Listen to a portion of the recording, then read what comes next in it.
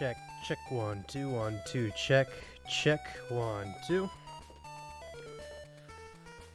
1, 2, 1, 2. Music's probably gonna cut out here for a second. Check, 1, 2, 1, 2. Alright, I'm sounding good on this end. Looks like the music's coming in well. Alright. I'm not gonna wait around too long tonight. Pretty much just gonna get things started right off the bat. So I got a handful of games I definitely want to go through. We're going to reset this so I can get all that time back and just start off with some Castlevania Adventure. Now, Castlevania Adventure, far from the greatest game. Wow, that was a really short title screen and immediately cut back to the logo. Far from the greatest Castlevania game, probably one of the worst ones. Definitely the worst, classic Castlevania. But let's get right into it. But this is a game that's probably going to end up in an episode of bad games I love, because I really do. I have. Oh no. Okay. Oh, there we go. All right. Because this is a game that I for some reason just kind of adore. It's there's this charm. It has that so bad it's a good charm, and you can see the essence of a good Castlevania game in here. That just didn't quite come to fruition. And thankfully, they got it together for the Game Boy sequel, Belmont's Revenge, which is fantastic and honestly is probably one of the better retro Castlevanias. But yeah, this one, not so much. You move so sluggish. It's really bad, and enemies move a little way too fast. And there are no sub-weapons, so I just picked up that cross, and that's just going to give me invulnerability. It's not going to do what you would think it would do, unfortunately. And this game would not be so bad if it weren't for the terrible third level, which is just unbelievably bad. We might get there, who knows? I don't know how long I'm going to play this. I don't know. I'll kind of be shocked if I do make it past the second level, because there's some spots. There's some spots in that second level that get, well, spotty. Is the best way I can put it. Alright, this is a tough screen. No, this is not the one with the cheat. Come on. Oh, there we go. Never mind, I forgot. This is not a tough screen, because you can just get that and grab those hearts, which actually count as health points in this game instead of weapon energy. So let's make our way through here. Oh, we're gonna have to take down the next eyeball, or it's gonna take us down. You know how it be. Fucking Castlevania. Oh my god. If you want to know what the definition of stiff controls are, this is the game for it. This is the only secret I know of in this entire game.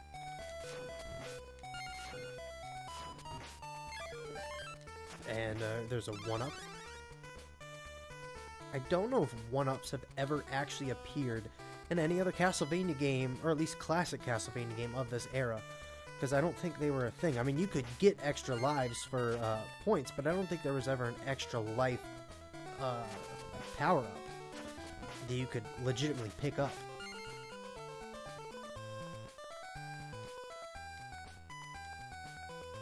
You know, the one saving grace about this game is that the music is actually really good. This first level's music is, like, imprinted on my brain. It's pretty damn great. Alright, there's a nice whip power up. Now I'm fully powered up. Uh-oh, that might not last too long because of this bird. Alright, eat shit, bird.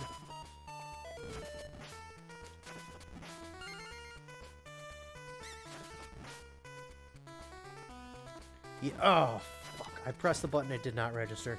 Shit. But yeah, once you take a hit in this game, your whip gets downgraded, which really sucks. So you'll probably end up playing a good majority of this game with the base whip, which thankfully isn't any shorter, but not having the... oh god, forget about it. Not having the the fireball whip, which actually shoots an extra projectile, does really suck for later levels. Let's see, can I whip that through here? I can. And it was health. Alright. Now the jumping in this game is also well below your Castlevania standards. Okay, I got a whip upgrade, but okay.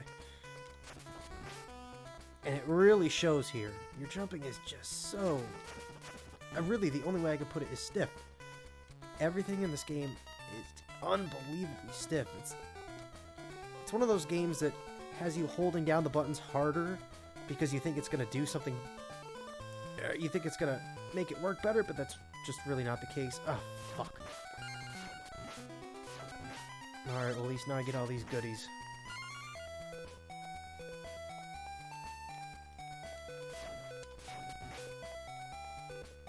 And once again, I've forgotten to put the actual stream up. Good lord, I'm so bad at this.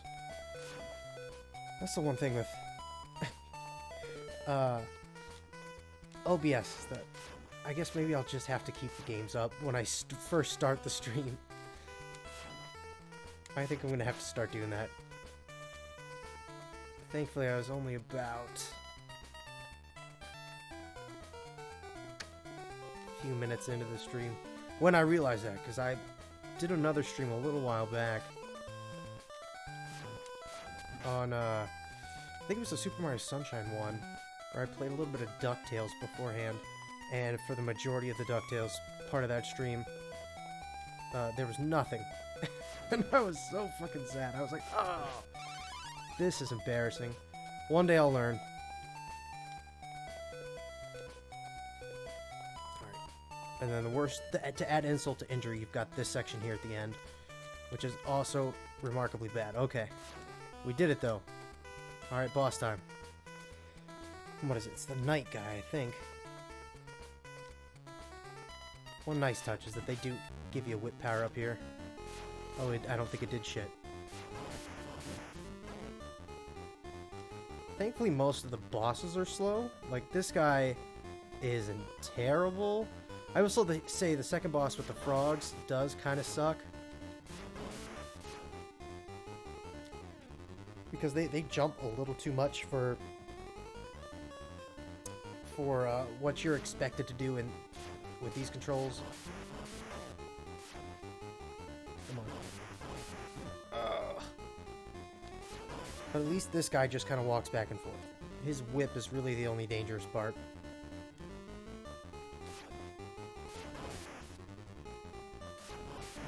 Shit.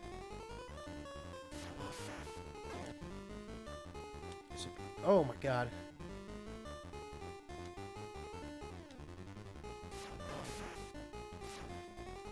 Come on. Oh, come on. No! I don't know, where's this gonna start me? Oh, you son of a bitch. Oh, I gotta do all those jumps again. You know, maybe I don't actually like this game. No, I do. I love its terribleness. There's a certain charm it has that cannot be denied in my book. Or maybe you do get extra whip length on having powered up weapons. Alright, let's see if I can make mincemeat of this guy this time.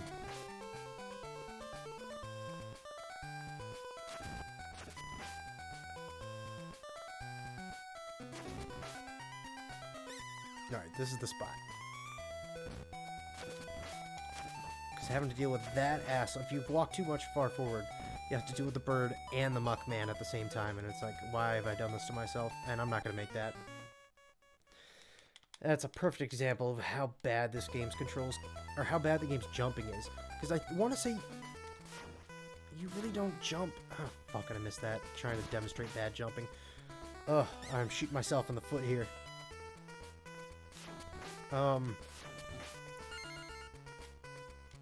Your jump is maybe a little faster than your walking speed, but like only by a little. I was thinking that maybe this was kind of like a Ninja-kun type thing, where in that game, in Super Ninja-kun, your jump is slower than your actual character's walking animation, which really makes for some real problems. Thankfully, that game is pretty good, whereas this is just... it is molasses. Oh, what the fuck? Alright. Alright, got that prick.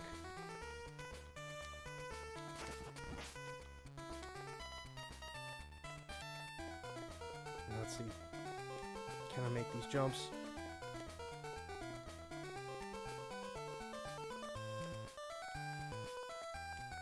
I can. Oh no. I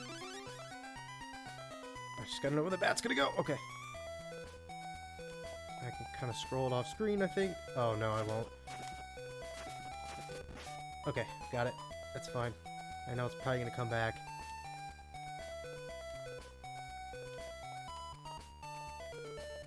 Oh, I didn't think I was gonna make that. Alright. And thank goodness I actually have a whip upgrade this time. Make that too.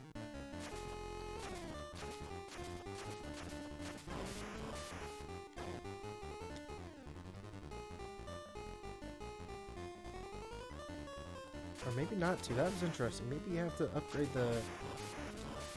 yeah, look at how much easier this makes this guy. Holy mackerel. No orbs. You don't collect any orbs in this game.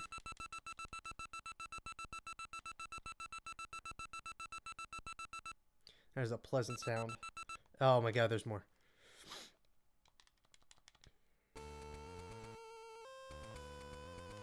Yeah, oof. It's been a while since I last played this, and I forgot how rough this opening is with the bats. If you're not precise, you're eating it. Wow. Oh my goodness, at least I got that. One thing that really helps here is having the firepower up.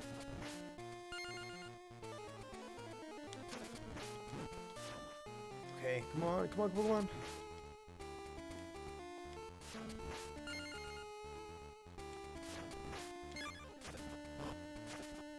Yeah, these guys shoot way too fast. Just take care of him. Oh good, and I got his ball too. Yeah, these assholes now show up in pretty much every level. They were devoid in the first level was devoid of them. And see, look at that. And they could hit you from off screen, which was really janky.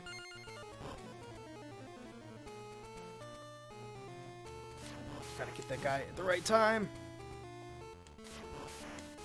And these guys will quickly downgrade your entire arsenal in a matter of minutes. Now those guys down there aren't too bad, because you can duck underneath their scythe attacks and then jump over the second half. See, these guys should have like a wind up on them. If they'd just been the fire statues from the first game, I think it would have been fine, because at least you would have been able to react to that a little better. Alright, this is a pretty notorious jump. Oh my god, I can't believe I actually made that.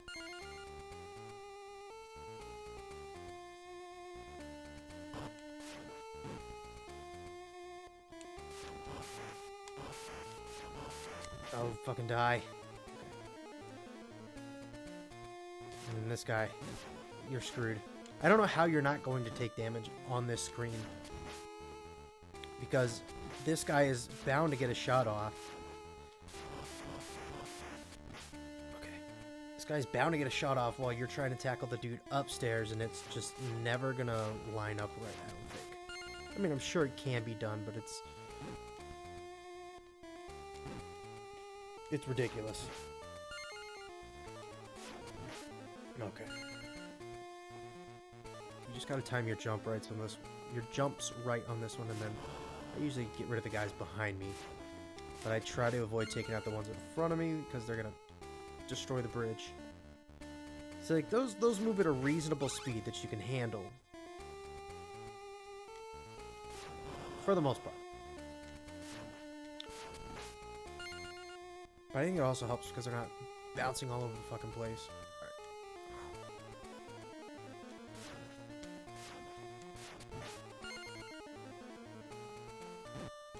shit. Alright, I think I'm gonna make it through, or attempt to make it through this boss and then call it for Castlevania Adventure. And then we're gonna move on to a good Castlevania game on the Game Boy. Move on to something worth our time.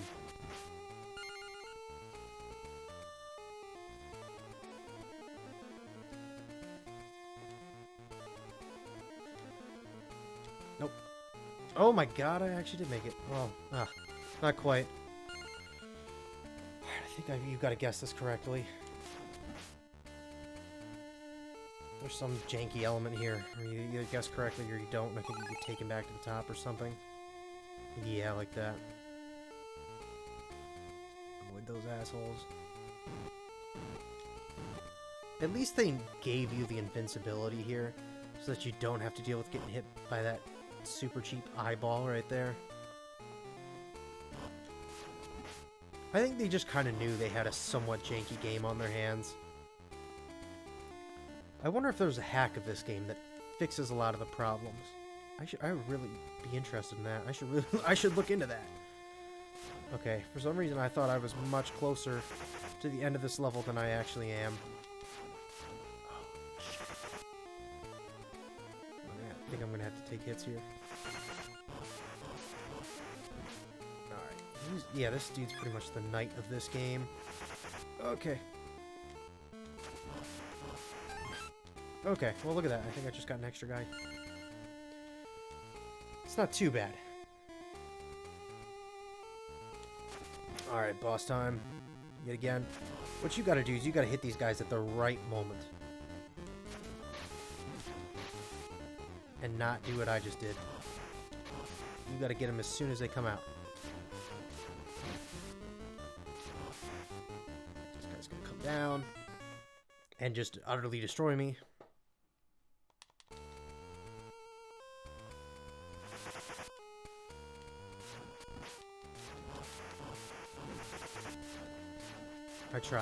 I tried jumping, it just wasn't gonna work.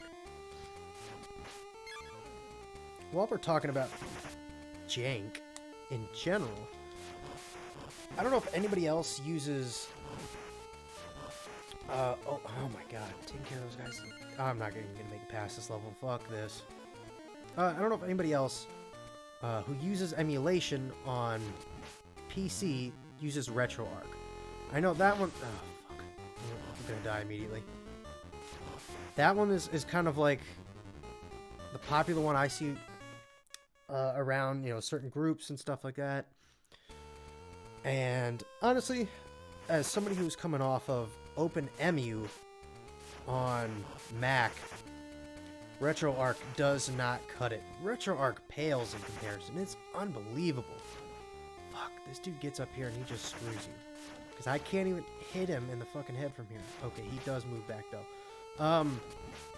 OpenEMU is a godsend compared to this fucking garbage that is RetroArch. So, my biggest problem with it is a controller mapping. And so you go in, you map your buttons, but I have to remap every single time I play a different system. Now, it has something so you don't have to do that, where you can get it all set up right, then save what they call a remap file. But the remap files don't fucking work. Or at least they didn't for me. I got screwed. So yeah, I got the Game Boy emulation all set up here. Got it all mapped out. Had it good to go. Saved it. Went over to the Super Nintendo emulator. Set that one up. Saved it. Was getting ready for this stream. And set up the file. Or loaded in the remap file. And none of the remap was saved. And that's just super annoying. Whereas in OpenEMU, you can... I'm just going to do this so we can get some music. In OpenEMU, you get to actually individually set every single different variation of controller however you want. There's no reloading maps or any of that bullshit. It just works. It just works out of the box. It's great. Alright, let's go ahead, close out of this briefly,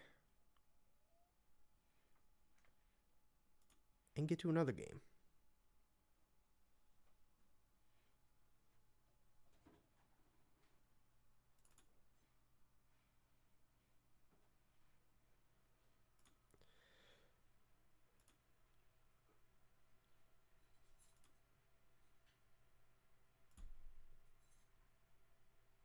Alrighty.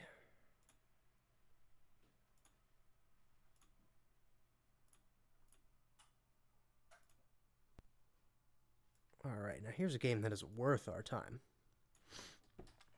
Also from Konami, also in the Castlevania series, it is Kid Dracula.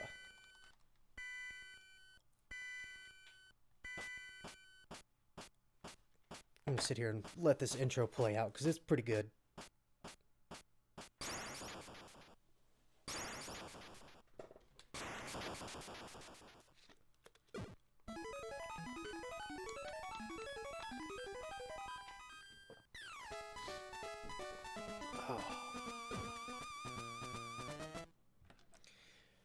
Alright, there's another intro, I think, right here. Yeah, we're just gonna start. Master, that Garamoth. Where's Garamoth? I thought I got rid of him. Alright, I'm not gonna voice act this. This is pretty good, though. He just forgets all of his spells. Gotta love this game. Alright. Let's get right into it. What just happened? What was that? What the fuck?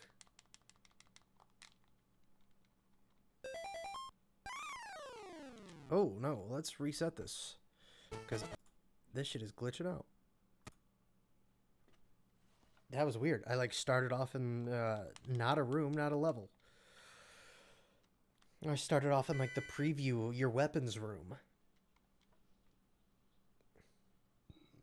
Alright, let's try this again. If not, we try this in a different emulator. There we go. That was weird. Give me a second. Let me check the live stream here for a second.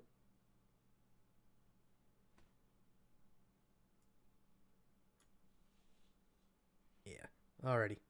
Just want to make sure everything was good. Alright. Oh no, do I have to... God, hold on. We've got ourselves a problem here. And that is controls. Yeah, I think after the stream I'm done using RetroArch. I can't take this shit.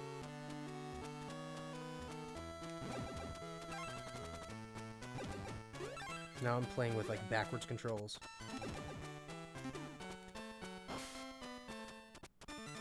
God, this game's music is so good, though. Endure this garbage controls in this terrible fucking emulator. For a little while.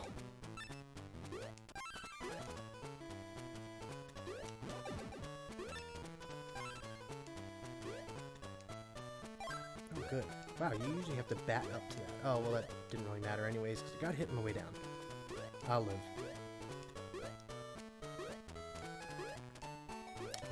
You want to charge up your, like, a Mega Buster shot here so you get the coins, because you can spend them and get extra lives, and that's what you need to definitely make it through this game, pretty much.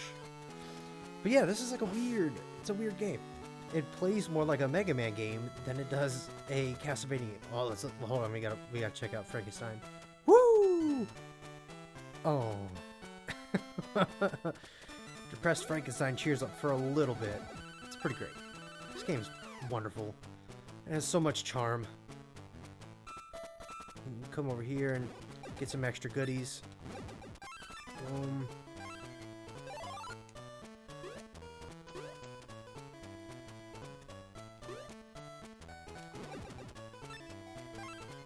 Ooh, shit, that was close.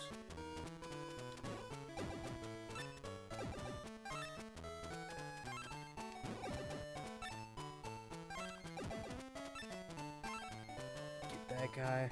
Good old Daddy Drac there in the back. All fitted up. Alright, taking that dude down.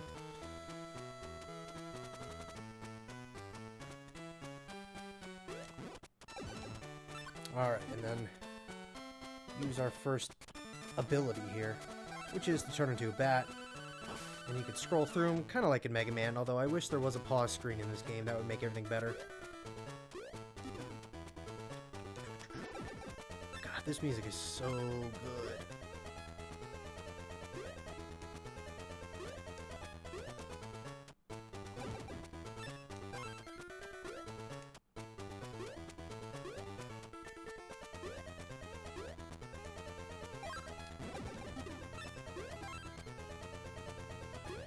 Too spooked? You too spooked to some Kid Dracula, the most kid-friendly Castlevania game?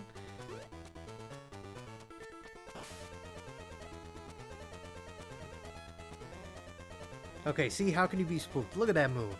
Look at that moon. Adorable, and it even makes a little, like, noise. It makes a little snoring noise. Alright, now it is time to get spooked. Because we gotta deal with the clan real quick. Kid Dracula's gotta lay the smack down on the clan. Oh, that's right, you're supposed to stand in that corner. Yeah, that's right, get out of here.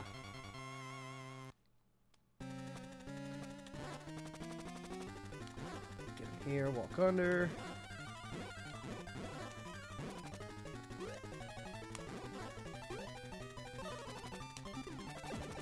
Yeah, that's right, get out of here. And then this is the best one. Oh! The moon from Soul Eater. If it does wake up and it's the moon from Soul Eater, then we do have a problem.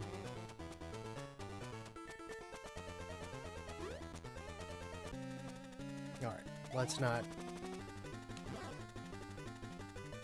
screw this up this time. There we go.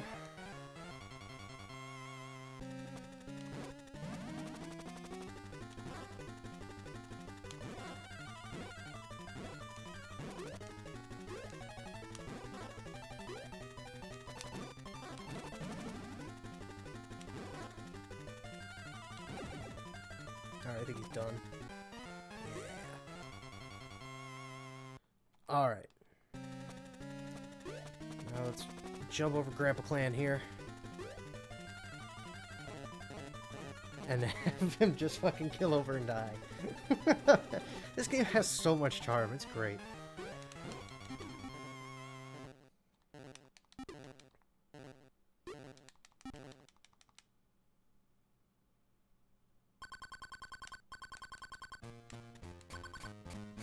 Then we get to go see Sad Bat here in a second. It's pretty great. Pretty great. I'm honest to you, master. Alright.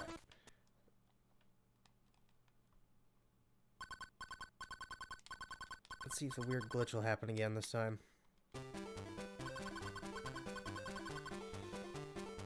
I want lives. I don't understand the get more coins thing. If you're already getting coins for lives, why would I want more coins?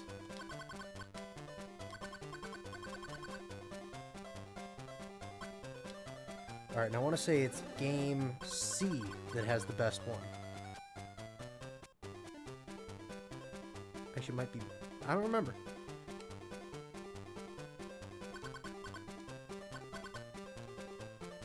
Okay. No, we want grab that. We want A.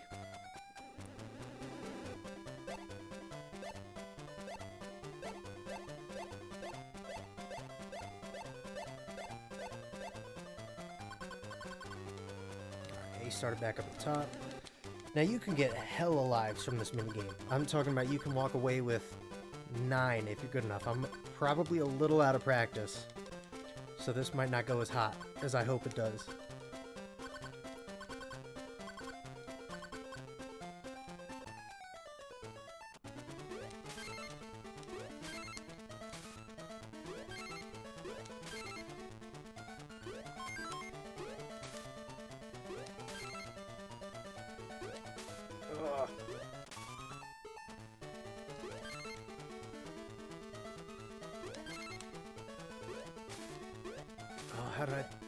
mess that up.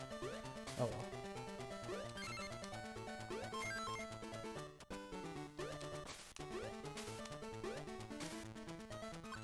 That's all right. See, 3 up. Still. You get a good amount of lives from this game. No, I don't want... talking shit about how I don't want coins. Accidentally presses the coins.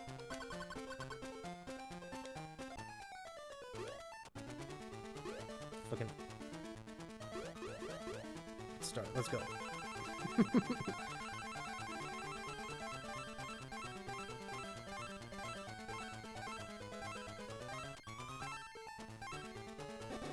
Damn, I was close.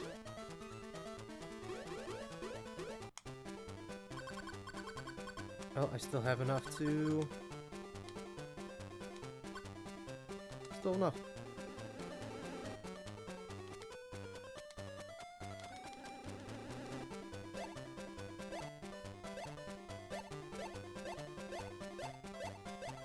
Man, this music is great.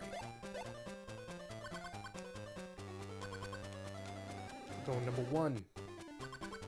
Numero uno.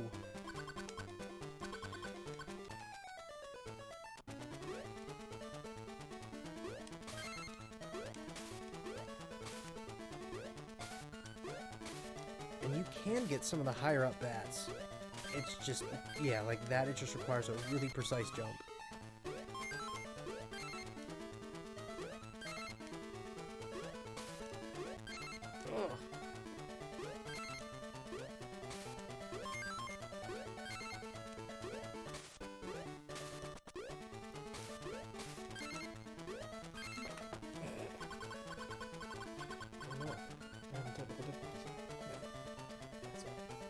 Ugh.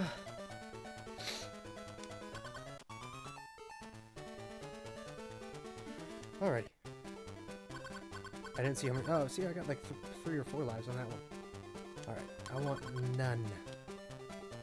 Nada. Alright, let's go fight Jason.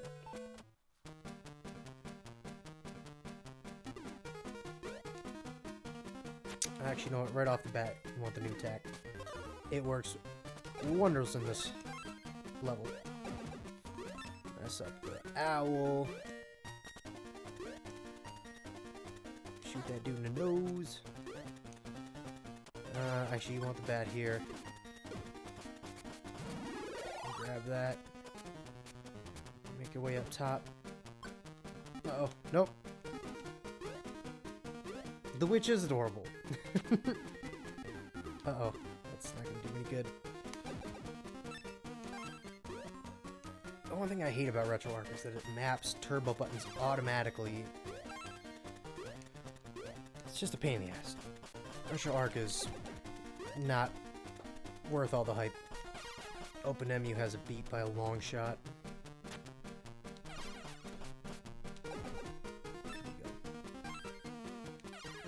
I miss him. Oh well.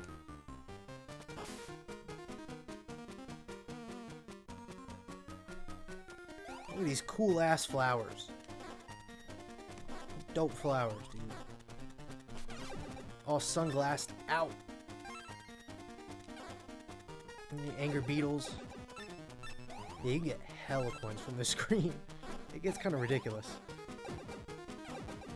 You just gotta time everything right. But yeah, don't let those owls get you, because they will steal the flower and just mess you up. And if they steal both of, end up stealing both of the flowers, you just gotta kill yourself.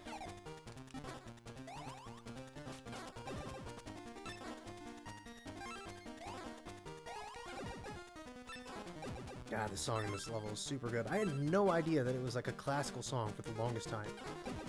I don't think I figured that out until just a couple months ago. Oh. Get out of here, you owl.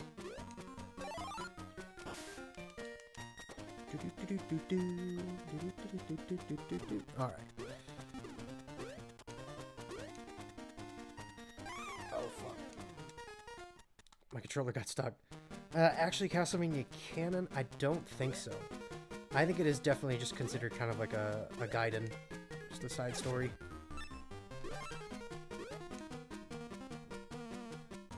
Because if this is canon, then who am I playing as? Is it Dracula as a kid? Is it Alucard? Why are, you know, Dracula's people infighting? And then why, and also, then why is alright. Will that come back? That is the question. Oh, I don't need it to come back. I can turn it into a bat.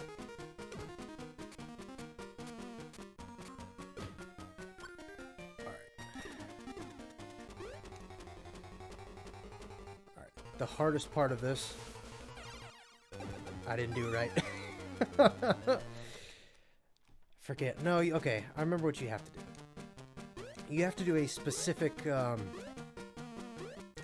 jump and shot at the right time, or else you are going to die.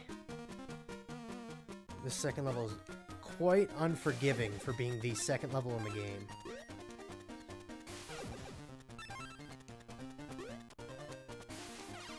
That being said, though, this game is not too hard once you get down. Once you memorize where you have to be and what weapon to use pretty much in every level.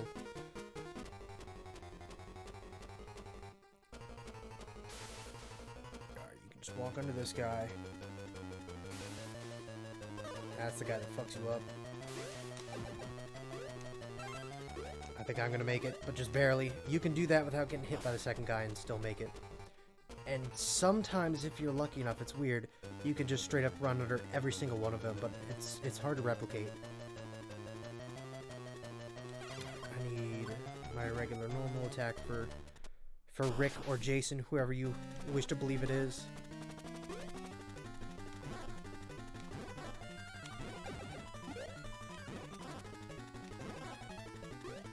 Oh, he stopped. You weren't supposed to do that. Alright, and then he's got to come back with a shotgun, because he means business. Business.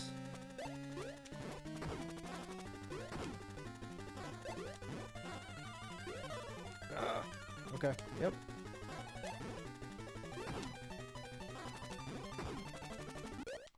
Alright. Usually he's a little harder. We toughed it out.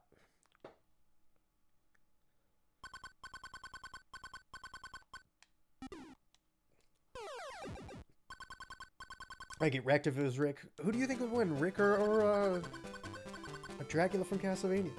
Because I feel like Dracula has a shot there, if not even one of the Belmonts. They might have a shot. Alright, I'm gonna play a little bit of this level, then move on to... I want to say you want this attack for the screen.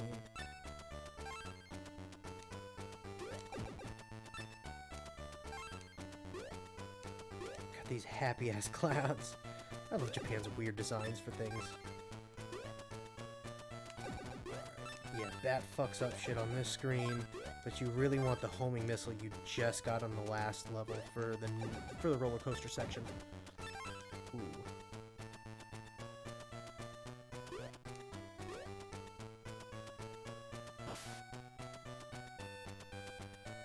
Yeah, no, I don't think Kid Dracula would stand a chance. See if I can make this. This entire level is pretty much, you've just got to memorize what to do. You gotta watch out for Gamera. He will fuck you over.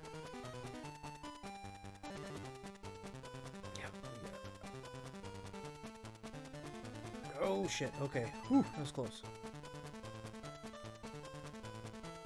Yeah, this level gets rough when you don't remember what to do.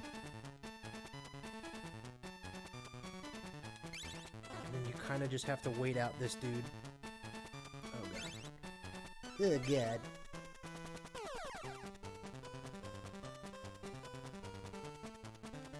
Alright. I'm gonna go to space. Space, y'all. Okay, good. I don't have to worry about him on this loop, but on the next loop, I gotta worry about the UFOs. They become literal UFOs. There we go. And I'll take my coinage. Father, I crave gold!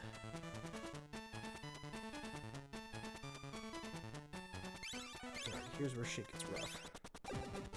So you can dodge this dude's attack like that. And you gotta do much of the same on this side. Oh, I accidentally stood up for some reason. Kid Dracula's rockin' hair gets him in trouble here with hit detection. Alright. That part gets tough. Okay, yep. This part also a pain in the ass. And it's not this one. But is that one? No, it's not that one. Oh. They do that twice. That's how they stump you. There's another one where you have to jump from the platform too. Thankfully, there's a decent checkpoint in this level. Where am I back? No, I'm not.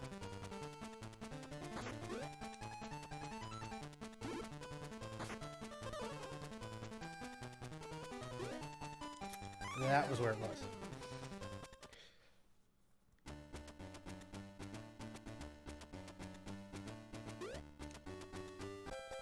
Alright, let's do this.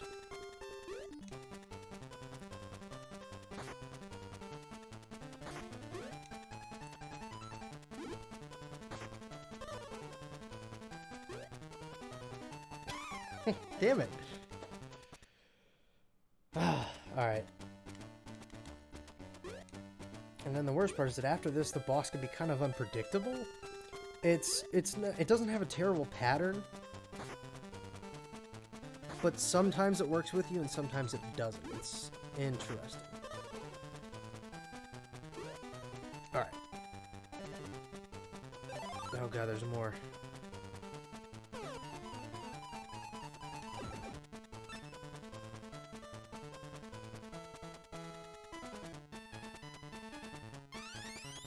Okay.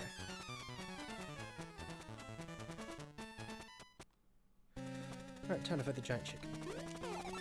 You've just got to make sure you take care of all the chicken eggs before they bounce, or else they will really screw you over. Or not chicken eggs, I guess they're just regular chickens. These are baby chickens. So like right here, not doing so bad.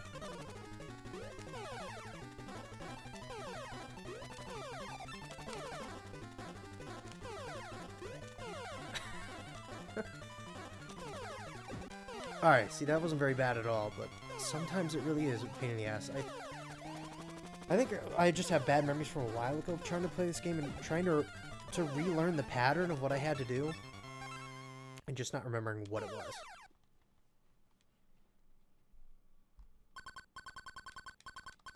You remember how to walk. How to walk upside down. Alrighty.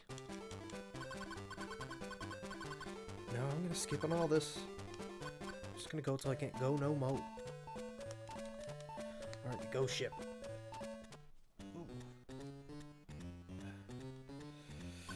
Alright, I want to say once again. Oh shit! Oh come on, that thing didn't hit me. That was cheap.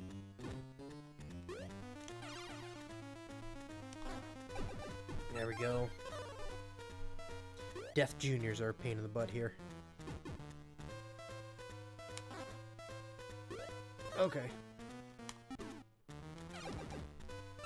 Man, what was the right way to take them out? I might be homing.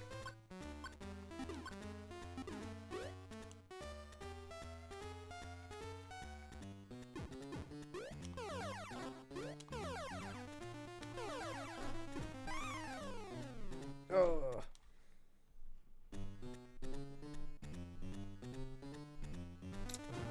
Give me this. Oh shoot, game's not gonna wait on me. All right, there we go. It's gonna sleep it off.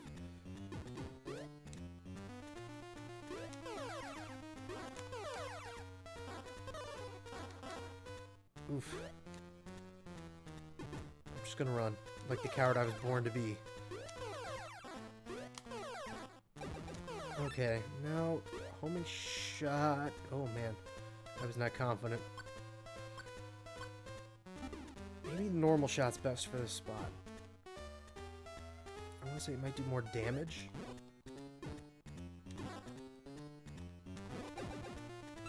Yeah, that's a little better.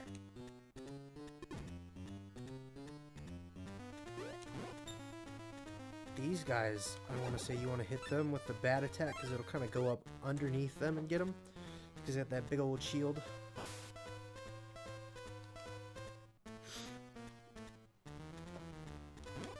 Oh, the spooky skeletons. Skeletons.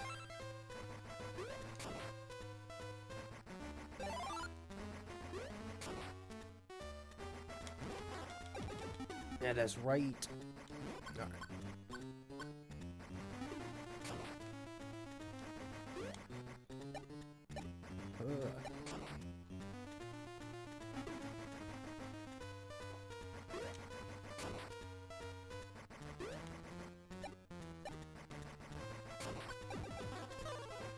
Oi. Ha. He played himself. Alright, here you just want to actually shoot those suckers.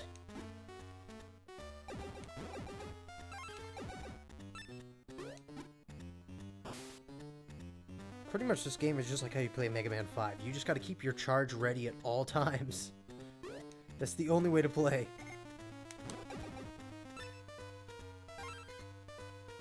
Keep your charge primed. And then occasionally break out something else when the level needs you to.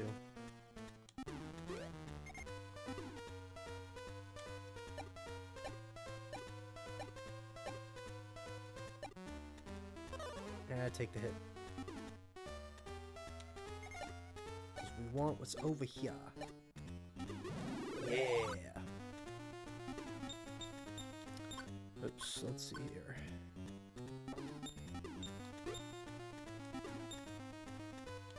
There we go. Yeah, those guys go down with the bat attack the best.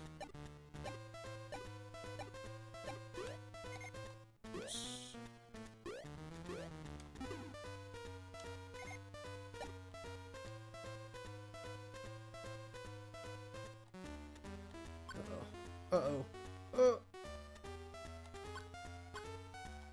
Nope. Oh, shit.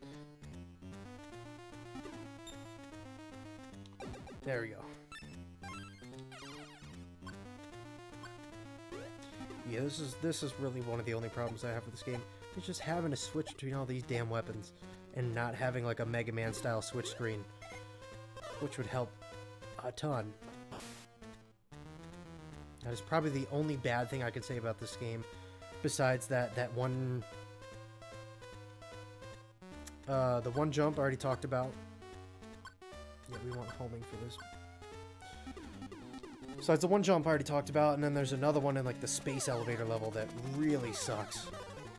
Because if you are not 100% like pixel perfect on that jump, you are eating it.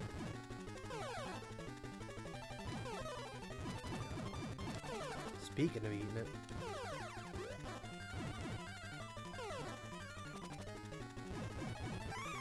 Ah! Alright, let's give us, I think, a final shot here. Yep. I do have to say, I love that every boss has multiple forms. There's both a good and bad thing sometimes. Sometimes you're really hurt and you're like, oh, thank God it's dead. Oh, shit, wait, there's more. But wait, there's more. More boss attacks. More firepower. This one is definitely like a pain in the butt. You're like, oh, shit. I'm not gonna make it. It ain't happening. It wasn't in the cards. Alright, let's see here. I think I'm gonna switch over to some SNES games for a little bit. A little bit here. So the music's gonna go away for a second.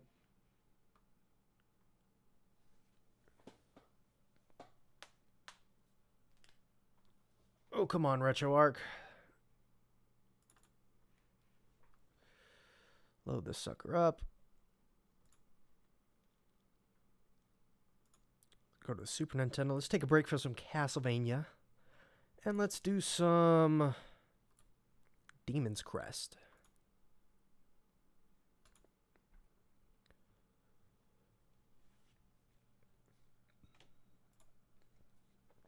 Now, I'm not super familiar with this game. I've played a little bit of it here and there. I might actually end up having to resize this real quick in OBS, because I imagine that this sucker is massive, and it is. Ah, wonderful.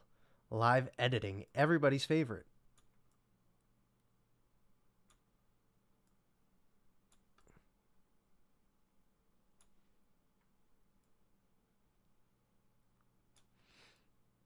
All right.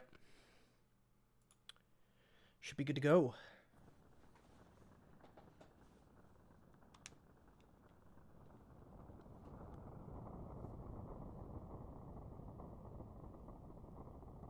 Yeah.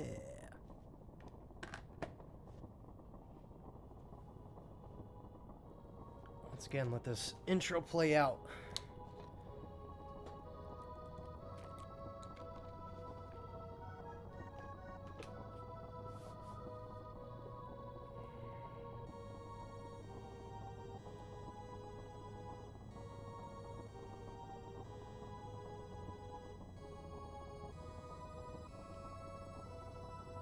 That's an awesome title reveal. It reminds me a lot of the original 1951 The Thing and John Carpenter's remake of The Thing, because they both kind of do that same like title reveal. It kind of like burns itself in, I guess. The name kind of burns onto the screen. Alright. So these controls should be set up for the SNES, but who knows, we might be in for a surprise here. One can hope not.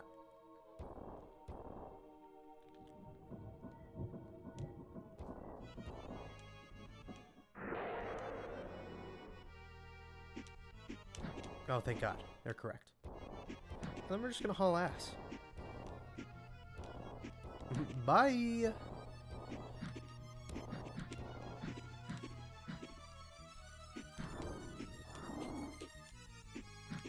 Really good teaching element here with the dragon. Hey, it's gonna lay out some fire on the ground. You're gonna want to learn how to fly immediately so you don't get hit by it.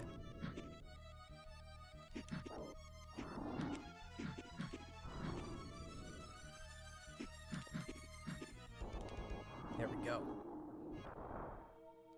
Yeah, that opening music is really good. This game in general just has some really good, just spooky, love it, like lovingly orchestral and choir style music. It's great. It reminds me a lot of Castlevania 4 soundtrack and a couple of tracks in Melvin Stories that pretty much have that same kind of. Oh, I can just deke them from up there. That really have that same kind of like sound font and style going. They're really gothic style. No, I just shot that dragon's head off. That's pretty badass. I wonder if that was any gorier in Japan. I wonder if, you know, maybe there was some blood that came off that dragon's head. Now, like I was saying earlier, I'm not super familiar with this game. I mean, I've seen the Happy Video Game Nerds review of it, so I know of the game and I know what it's about, and I'm familiar with the Gargoyles Quest series in general, having played through a good portion of the first one about probably 3 weeks ago, and having played a bit of the second one on both the NES and its forgotten Game Boy port that only came out in Japan, which is actually one of the best looking and sounding Game Boy games on the system. Oh, that's not a monster, that's just a background item. So I haven't played a ton of it. I know it definitely gets a little RPG-ish and adventure-ish. So we'll see how this goes. I'm way more familiar with the first game than I am this one. All I know is that I really wanted to give it a shot since I hadn't played very much of it. Alright, I assume I'm gonna headbutt the... Yep, headbutt this and it's gonna become a monster.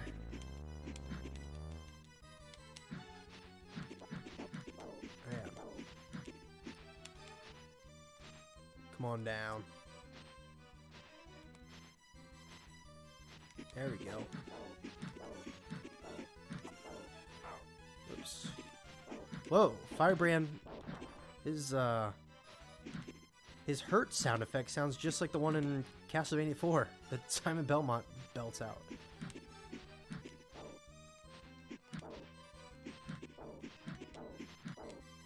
Come on. Yeah, get wrecked.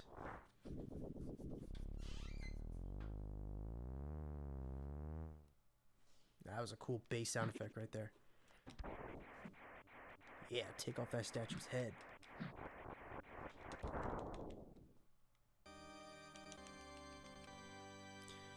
I love the parallax scrolling there on the fog in the background. Oh man, that looks super good.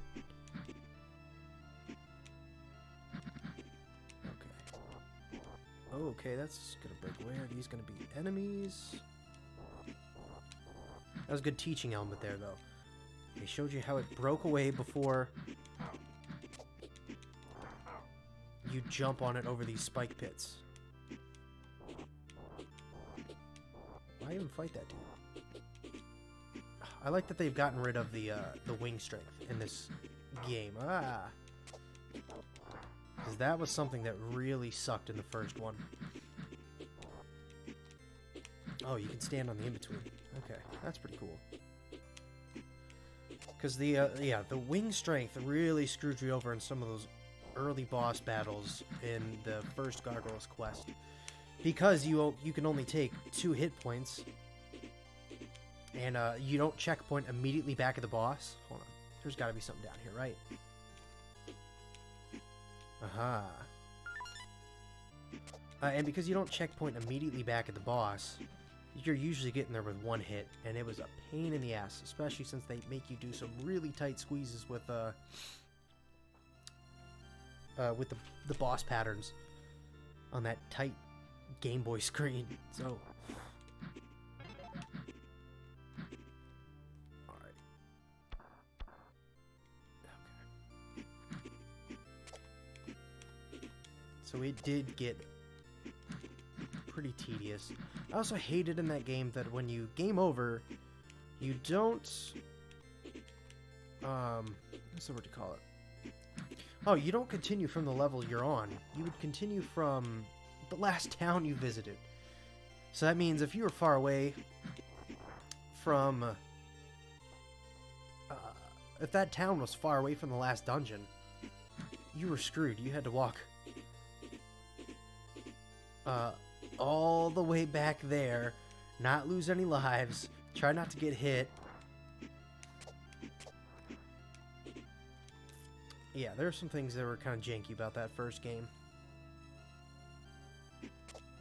But I will admit, it's a pretty dang good Game Boy game. Definitely a title worth owning, whether or not you're a fan of the series or not.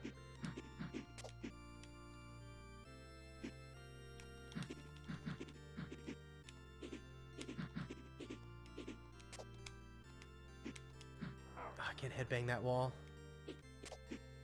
Alright, maybe I have to come back and get something from there.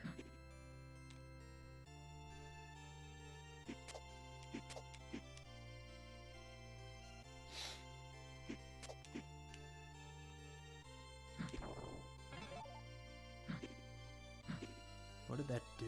Did that level up my firepower up or anything?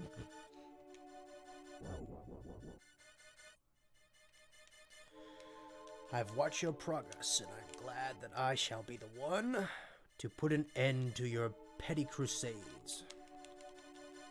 Uh-oh. I will be your executioner. Alright. Rival established.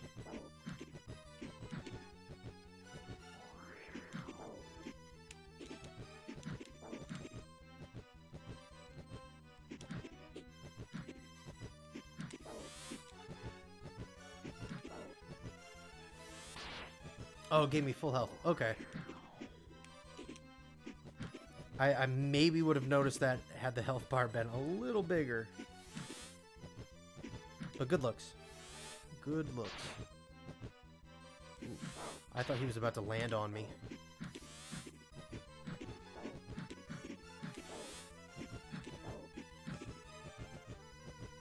where you going, bud?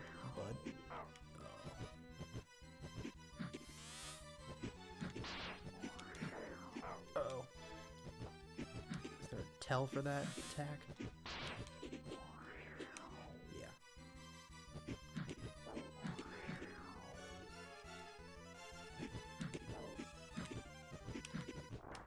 Alright.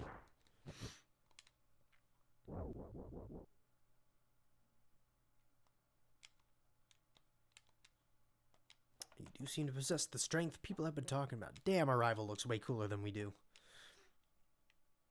I look forward to our next encounter.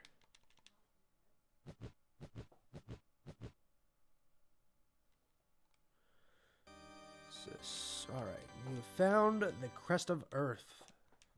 With it, you can morph into a gargoyle. A gargoyle, and gain great speed. Strength to break the stones. Okay, so that would explain how I would potentially break those stones in that last area. Oh boy, okay. Well then, we're just gonna fly around and I'm gonna dive down here and see what's poppin'. You fat belly picking merchant. What you doing? This is to have a customer visit my shop. Welcome to the shop of Trio of the Pagel. In gaming for demons, okay.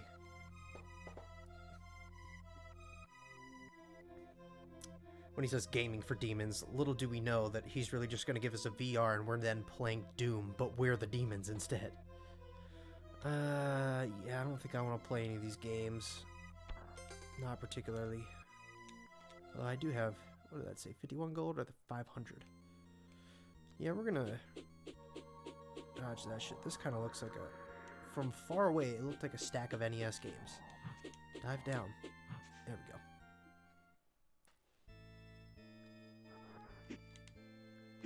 This looks like the town in Castlevania 2. So is this an actual level? Oh, that's a neat detail. Just like piles of skulls hanging out windows. That's dope. You can't bend down. Oh, here, let me switch to Earth. That didn't work. There we go.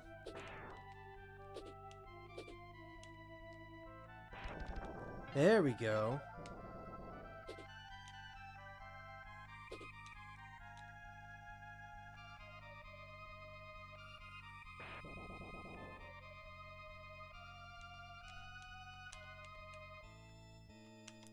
Okay, I saw him run and break one of those fountains into pieces. Apparently I can't do that yet. The emulator that makes Mode 7 look crystal clear. I have seen it. I've seen a little bit of it. I haven't looked much into it. I guess because I'm a scrub. No, I haven't looked a ton into it for just no particularly good reason. I just haven't. I guess as somebody who really loves the look of Mode 7, I should probably check it out and stop being a chump. I can't get those, so I don't see the purpose of that.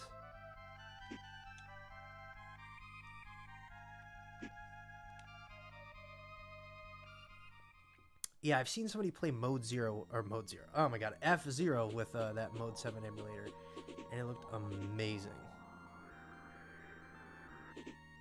Alright, what are these? Spires?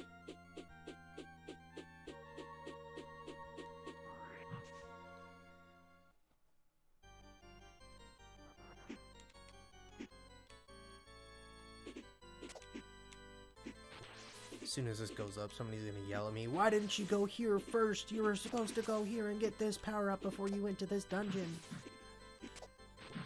How dare you forsaken the wonderful Dragon's Quest." And yes, I know I just fucked up the title. That was intentional.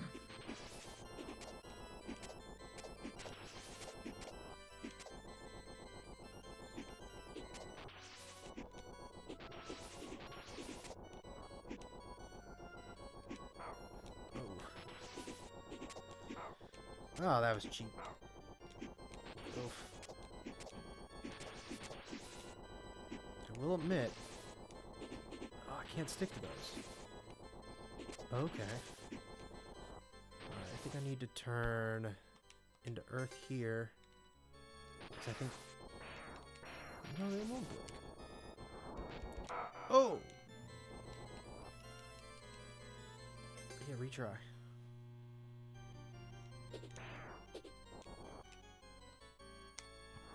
Oh, okay, I've got that. I can still cling on to walls with this.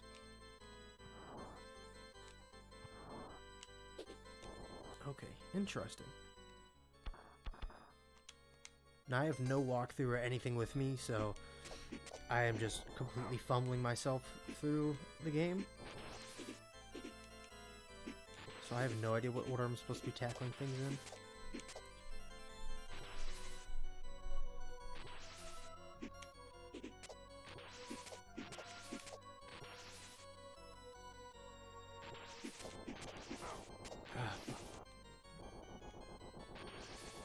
Well, they've definitely maintained the same type of level design from the first game with this.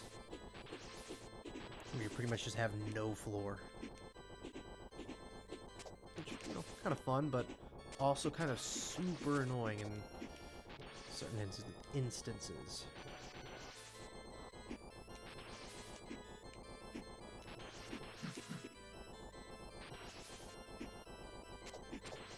I can walk on those guys.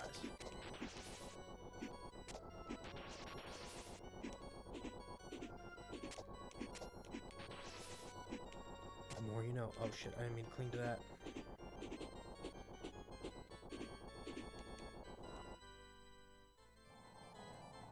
Oh, wow, this looks good. Oh, okay.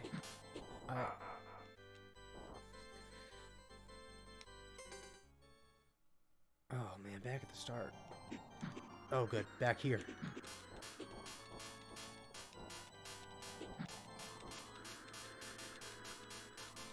I don't know how I'm not getting hurt. Okay. Oh fuck. Oh no, and they come back. Oh god, you know what?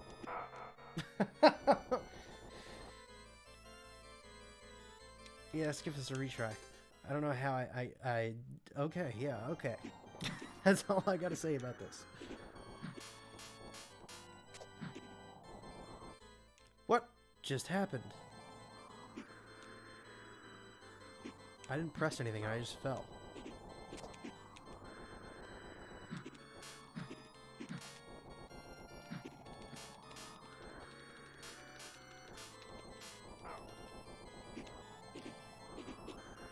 I have a feeling I'm supposed to have some sort of power up here that I do not have. I'll give this one more shot. Maybe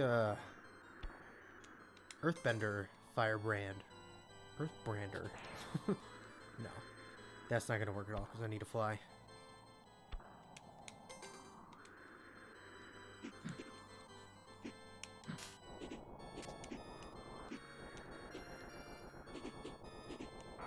Okay, maybe you're just supposed to dodge a lot of this shit. Oh my god, hanging on by a thread there.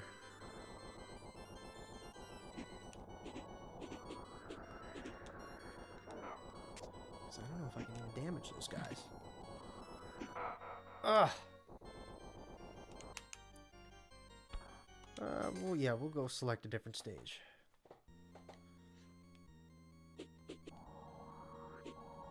I came from this direction. Can I go down here?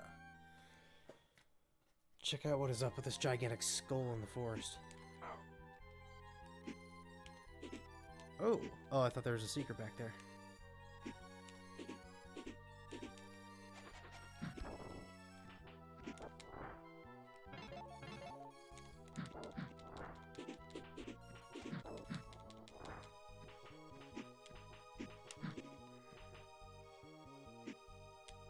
Hey, the bass lines on this song are kind of funky. I like that.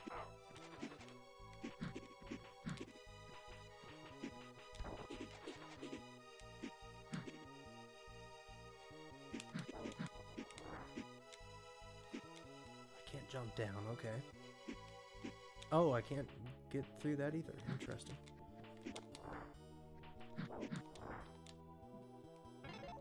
A little bit. It does sound a little bit like the Magical Quest music. Excuse me. Oh, I think there might be some... Oh, yeah, I'm Firebrand. Fucking idiot. Maybe... Nope, okay. Need to be Waterbrand. Need to be Waterbrand for that. I swear, I think there's a secret down there.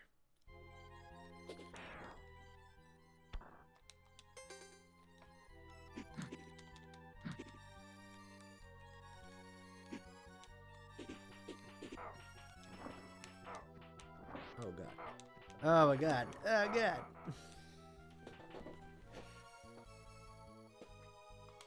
Alright, let's quit fooling around here and actually try and play this.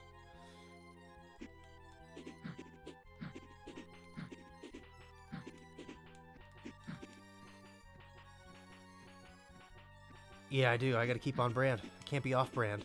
Or else you die in water. Or else you drown.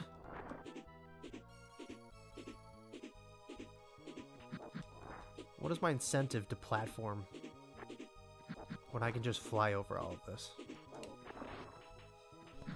We'll never know.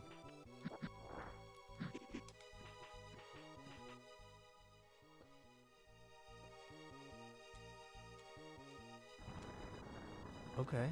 What the fuck?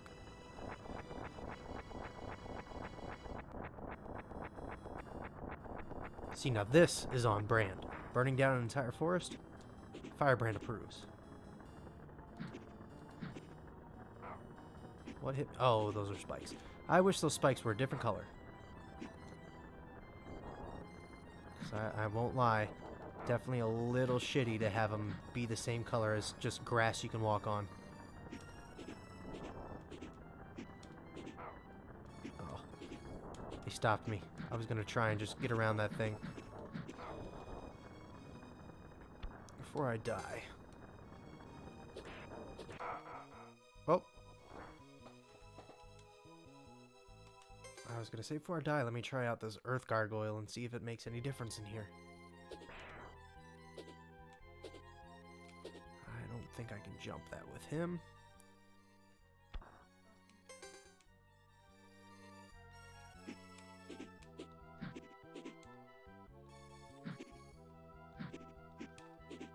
See, I know that fire wants to drop down.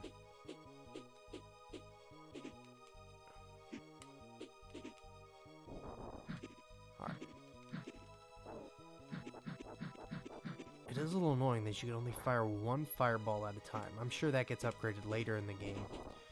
But it is a wee bit annoying in the early game. As somebody who's so accustomed to Mega Man. And being able to fire 3 shots in the air. Okay.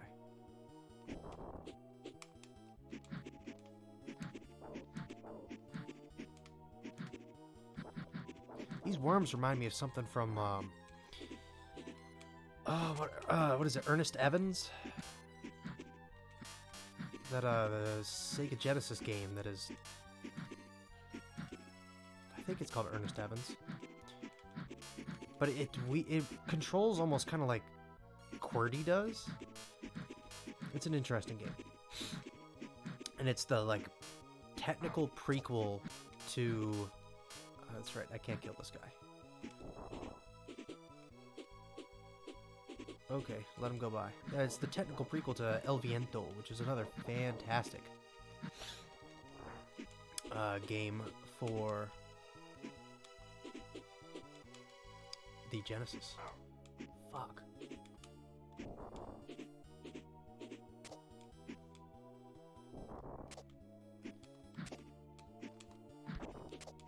Oh good, I needed that. Alright, is it boss battle time? Yeah, it's looking like it. Alright. Okay, I don't think I'm gonna be hurting him with fire. I'm not going to be able to fight fire with fire. Okay. Oh, that didn't work either. Alright, will they respawn me right back at the boss?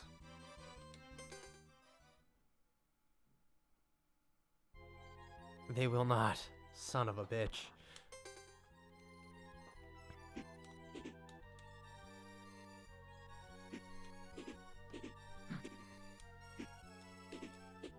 Oh. Why can't I get that?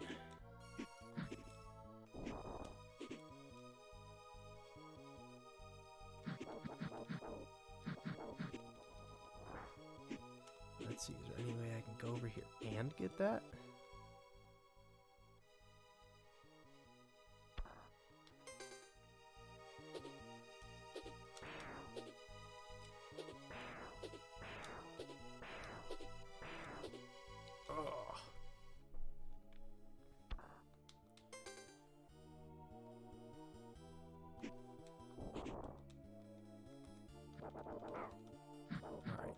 Not get hit by that next time. Yeah, I think I'm definitely supposed to come back here with the water element and get that secret and fuck these dudes up.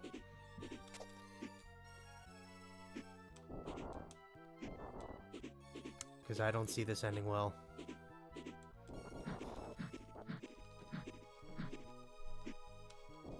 I think I need to go back to that town and with the, well, here. Ugh, this, okay. Let's try this. What? I'm shocked. I thought for sure that was gonna work. Alrighty. Let's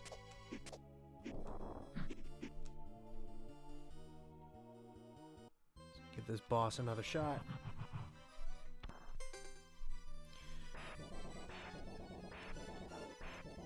Okay, that does hurt the boss, thank goodness.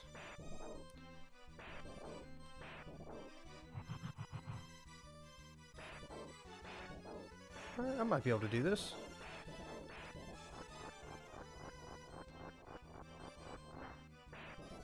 Oh no, there's more. Oh!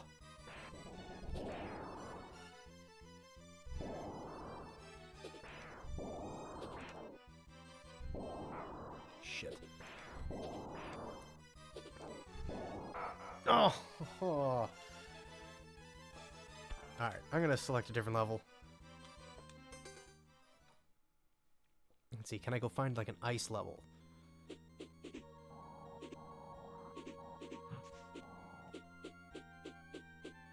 Or actually, no, let me go back. Let me go back to that, temple. The temple, what was it, back to that village. And see if I can headbutt that statue like that dude was telling me to. You are not the right person.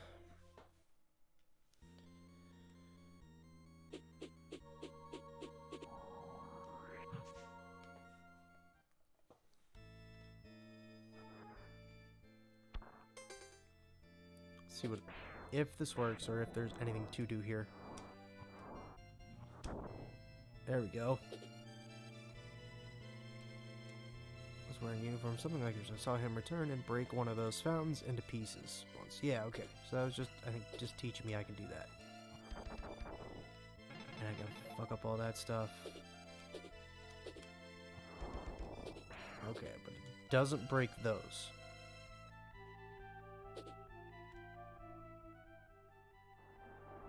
Oh. Yeah, this is where I was supposed to go. Oh, what the fuck? This dude is not having it. The statue was like, are you serious?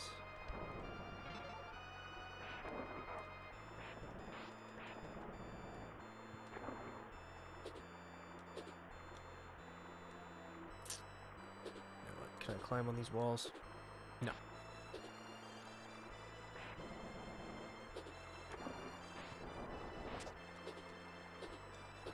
There we go. Modern problems require modern solutions. Hey, that ghost dissipating looks really good. Oh god, the slowdown. I knew that was a big complaint in this game, and I think there's even a hack that fixes the slowdown issues.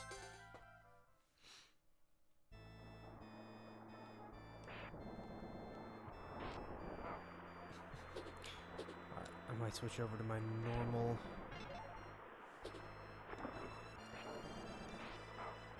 Damn it.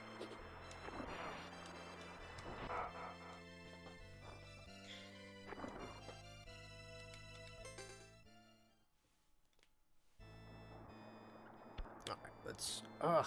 I wish to start immediately switch back. But yeah, let's switch back over.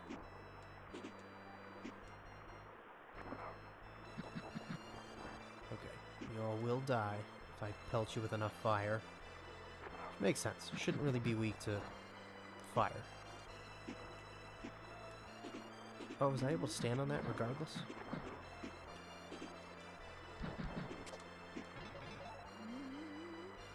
The ghost makes like a ooh spooky sound. Ah. Alright, we're on to something. I'm going to keep it going. But I don't think I'm going to stream for too much longer.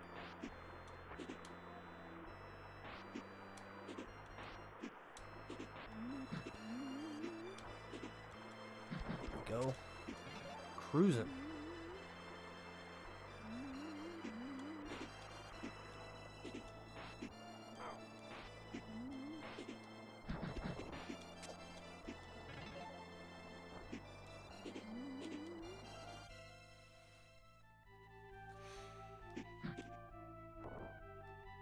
Ooh, that's pretty good.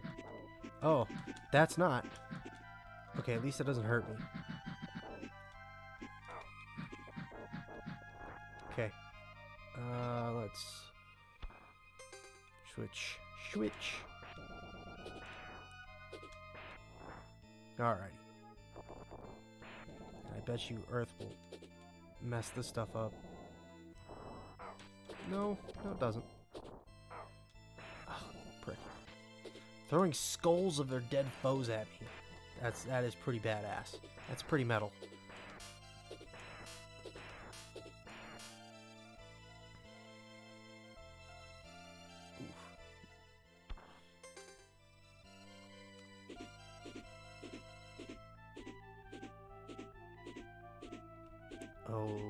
Okay.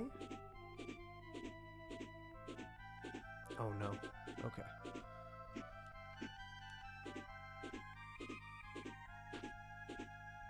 Huh.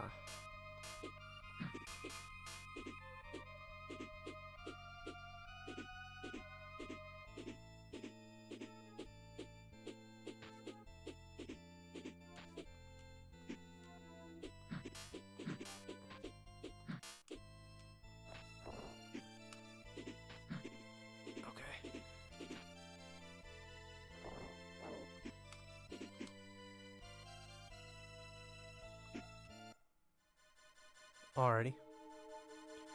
I have one hit, so this is gonna go about as well as I expected to.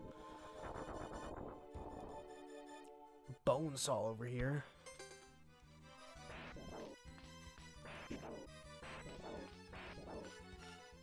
Uh-oh.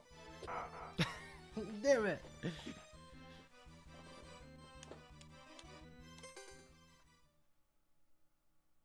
Alright, where's this putting me out?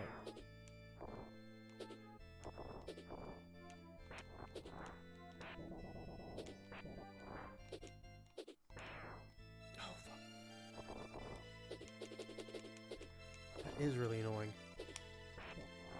It's like the hands in Ghouls and Ghosts.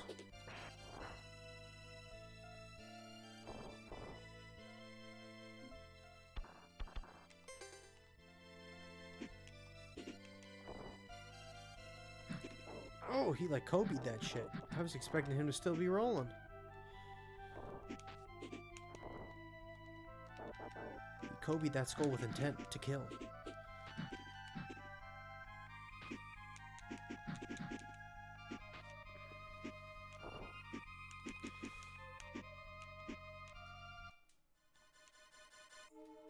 Alright. Alright, let's get it.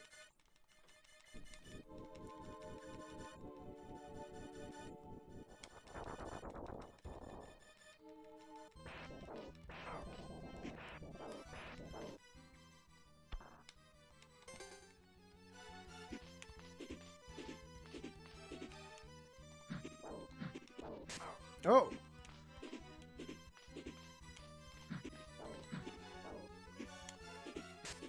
Oh, fuck, he'll go upper too. What? Alright,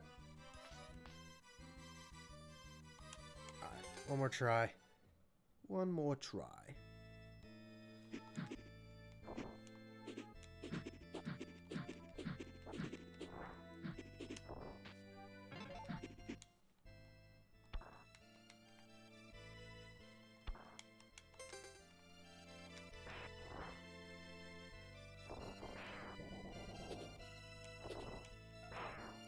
That was not what I meant to do.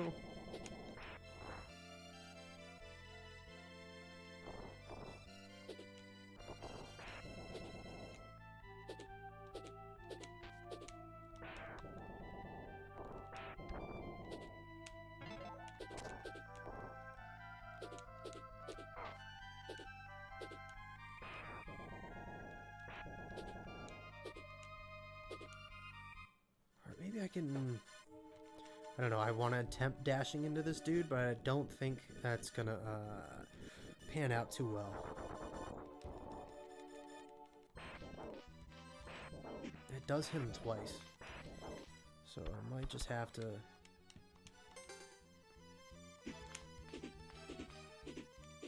switch over.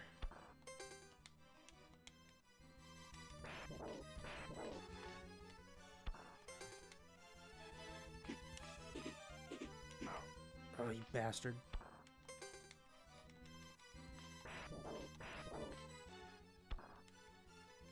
Shit.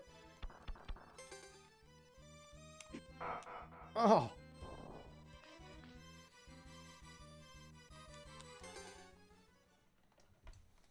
Well, I have to say, I am enjoying this. It would probably just be better if I had a game pack with me, so I knew what to do and where to go. Because at least the first game is really linear. The one on the Game Boy is really linear, so you kind of never don't know where you're supposed to go. Because they gatekeep the world pretty well in that game.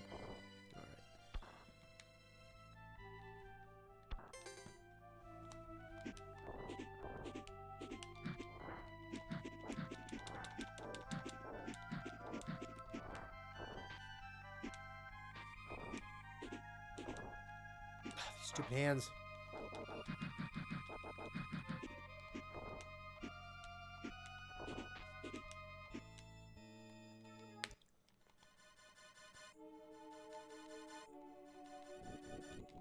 Game facts? You consider game facts cheating? That is an opinion that nobody needed.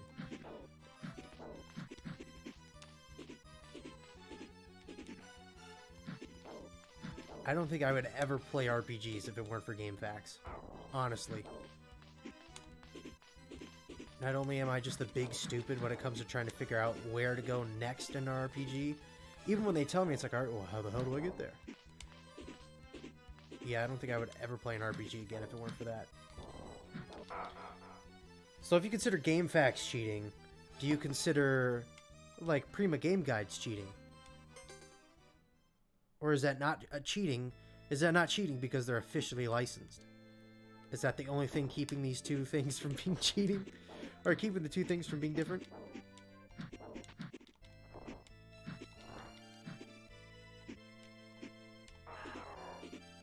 Whoa, those guys will actually, like, run and do stuff. Oh, they'll get a little angry. Nope. Son of a bitch.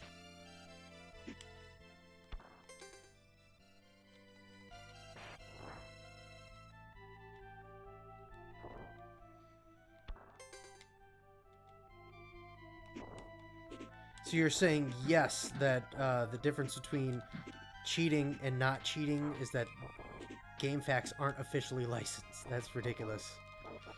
Spammer D, some of your opinions just oof. There's something else.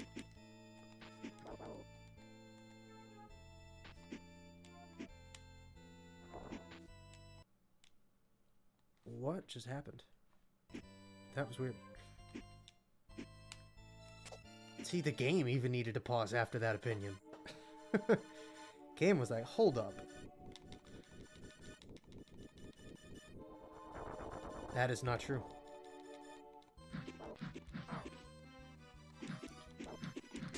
So the Nintendo helpline was cheating. Officially sanctioned cheating. Oh, fuck this boss. This shit sucks. Not that the game sucks, it's just that I suck at it. I'm trying to figure out what's going on here, but...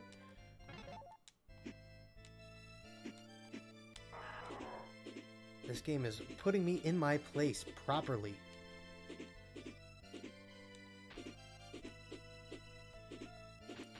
Game is whooping me like the red-headed stepchild I am.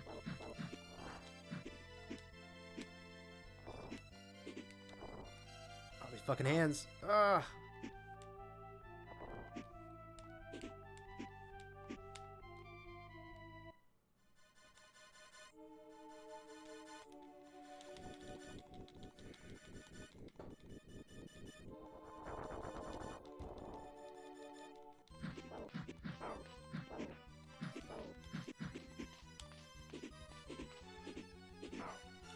I don't look down on cheating either, but I look down on your opinion of what is and isn't cheating.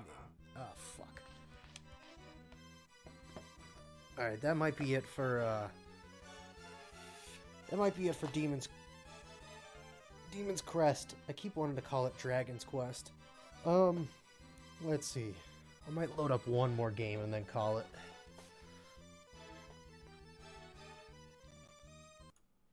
Yeah, I'm gonna do one more game. This and Kid Dracula were supposed to be kind of the main dish. The main dish. Castlevania Adventure was our hors d'oeuvres. Alright, let's go ahead and load some content.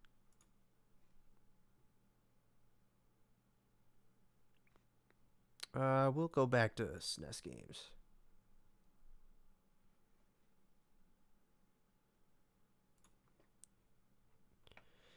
And I just reviewed this one, but I also just found out probably, like, it was probably days before this review went up, or days after I'd finished the actual video, that there's a ROM hack called,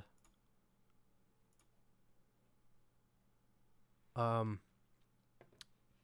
Tower Deluxe. And what it does is it makes a few smart quality of life changes, and adds in some extra content from the PS1 port of the SNES version. So Clock Tower: The First Fear, not Clock Tower 2 that was on the PlayStation. I don't think outside help from a game that isn't in the game is considered cheating.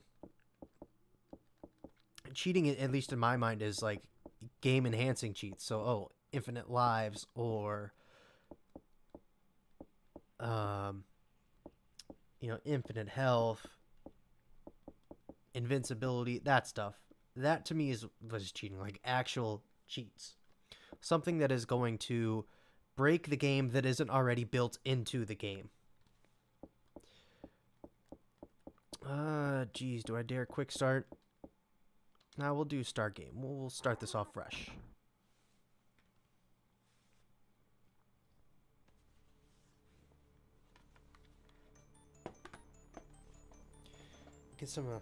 Get a taste of that wonderful music. Oh my god, this game's soundtrack is phenomenal. I just wish there was more of it. It happened in September.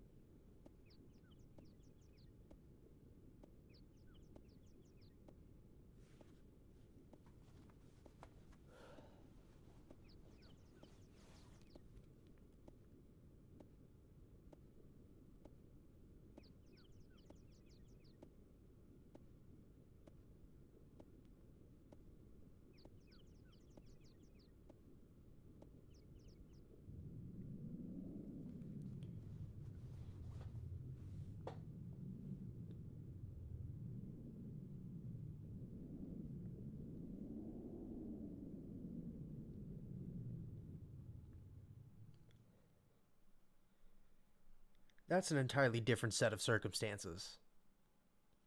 That is definitely cheating in that sense of cheating, because you're on a test and somebody's telling you the answer.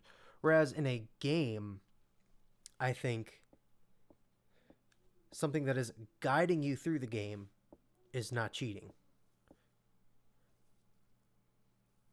Something, because, all right, think of it this way. The game guide is the study guide for the game. The study guide has all of the answers, and it shows you what you need to do to figure out a problem or to figure out an answer. And that's what the game guide is doing for the game. Hey, this is how you want to get to this place so that you can do this, this, and this. Be sure not to miss this. And such and such. Whereas cheating would be, yes, somebody giving you the actual answers to the test. So if the game guide could play the game for you perfectly, like a task bot, that would be cheating.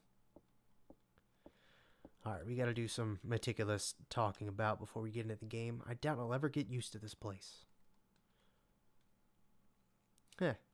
Lot scared or paranoid.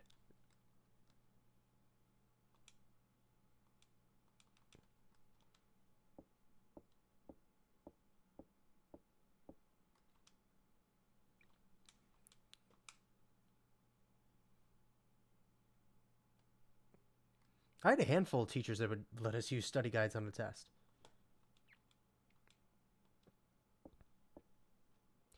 But I think the difference here, especially with games, is that when the guide, again, it's going to tell you what to do in the game, but it is not going to beat the game for you. So there's an extra element between having a real test, or taking a test and having somebody, or cheating on a real test and then cheating in a video game.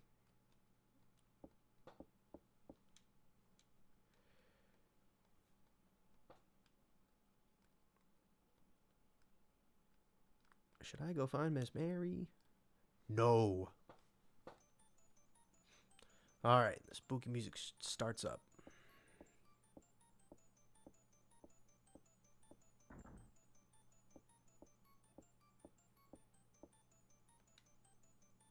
Ooh, look at that shit.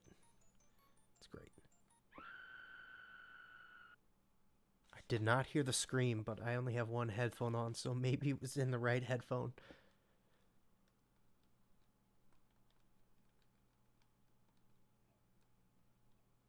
I agree, it is a fine line.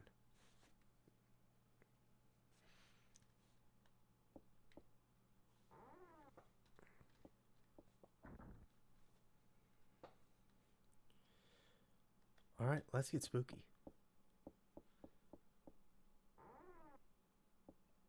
Chat, would you like to vote which death we do? Would you like me to go to the bathroom, the pool, or to the main hall?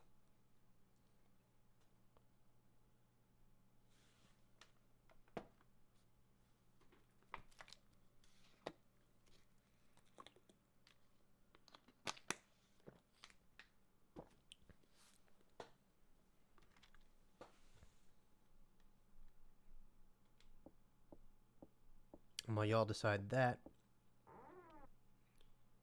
I'm gonna go get a couple items.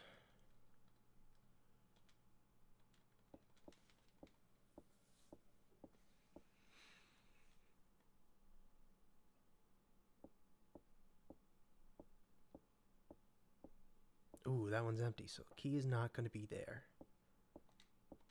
Pool it is. Alright, I'm gonna go over here and set up my foolproof plan so that I can escape from the killer.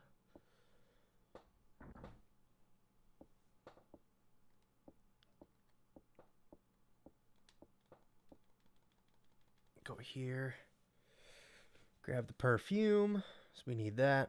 Let's go ahead and take a look at the spooky picture here.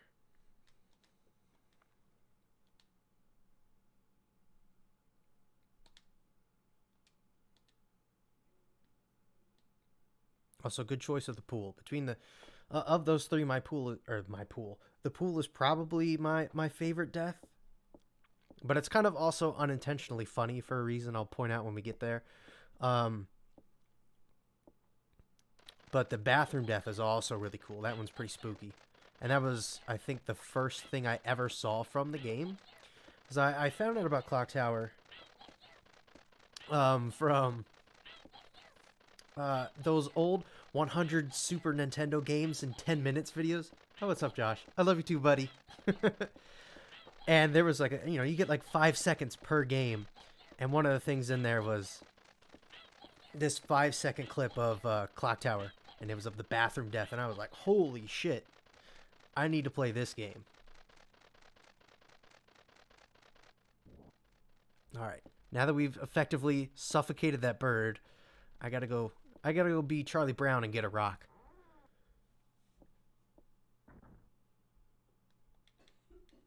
Ooh, there's that nice glitch that always shows up in this version of the game where you turn like pumpkin orange. I don't think that actually happens in the original game. I think it was just something that happened in the hack.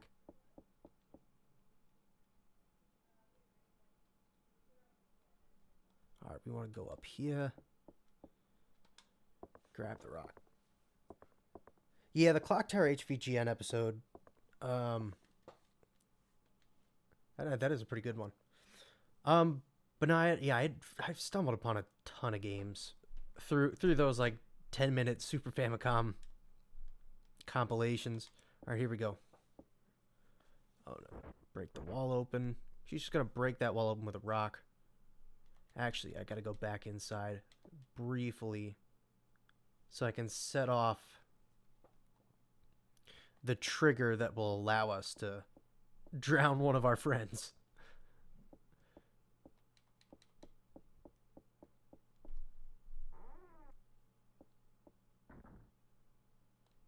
All right.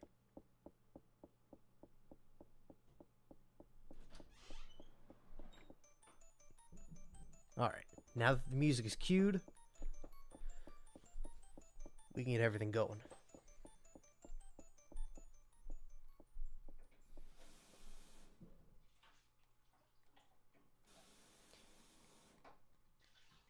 Well, yeah, I mean, they used to be all over YouTube. They were super popular.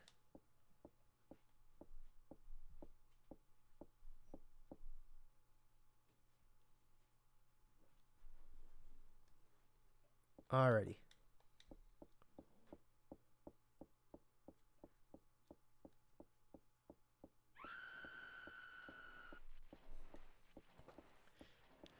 And then the unintentionally funny part about this is that Jennifer just stands there. She just watches her friend drown. And I'm not going to do anything.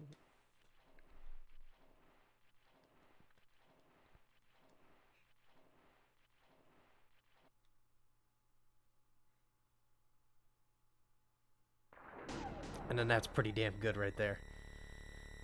Alright, I've got to make it past Bobby. Because I might be able to go in this way. Just going to leisurely stroll inside during this pursuit.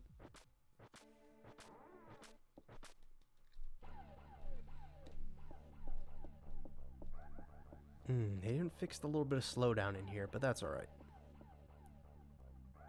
Uh-oh, that's a dead end.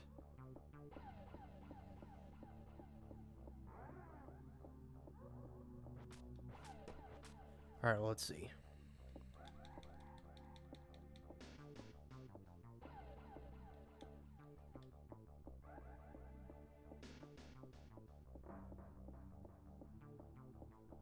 Alright, so far so good. I don't hear him snipping about. Oh, there he is.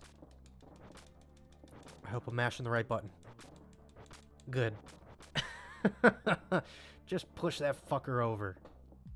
Show him who's boss.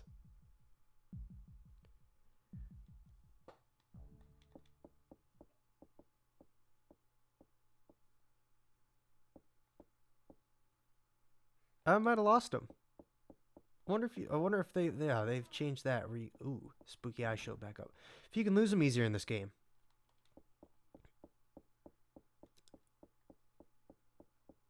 Yeah, usually I'd have to go hide under that bed and then he would go away. But that's pretty cool that they fixed that.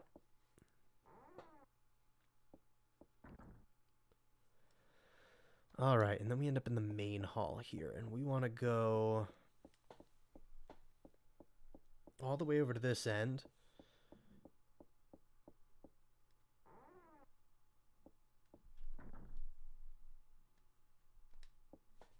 And we want to grab a couple things out of this room.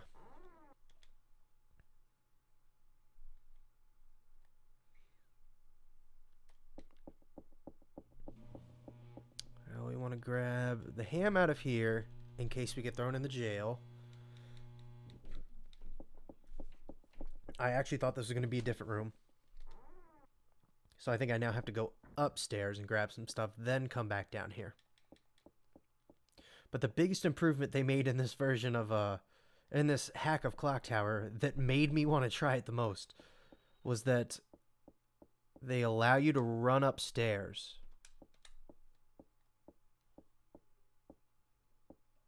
Except for, you know, when you stop running by accident and then make her walk up the stairs.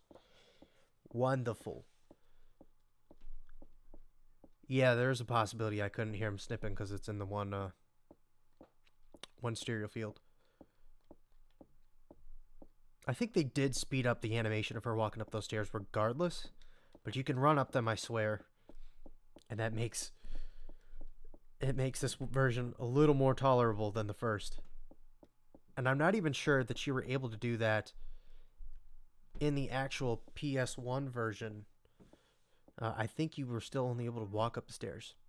So I think that is an exclusive fix to this version of the game.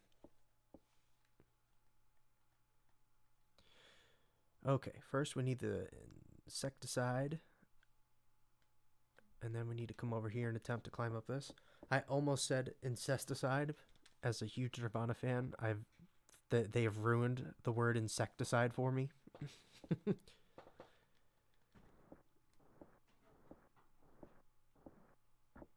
think they've sped up maybe some of the animations here. Like even for moving that box, that might have been a little faster.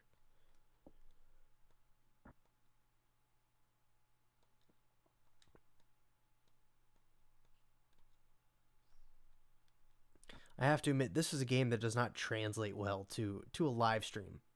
This is definitely one you need to be playing like in the dark, entirely by yourself, in the glow of a TV. It works pretty well that way.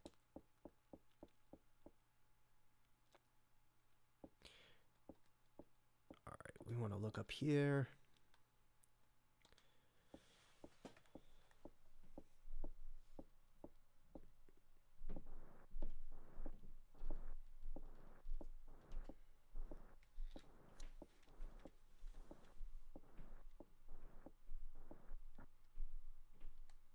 All right, now we can get the key from here.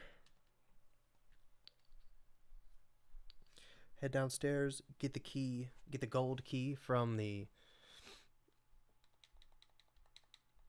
cellar.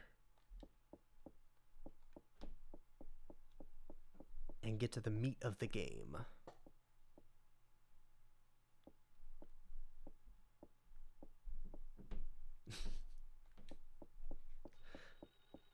I guess for scaredy cats like you, this game works perfect in this setting. Yeah, there we go. Run down those stairs.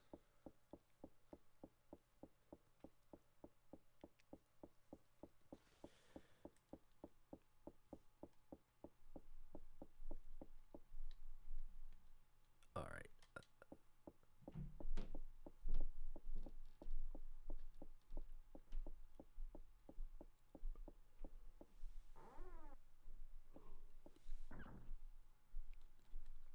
I do wish this game had a little bit more music in this.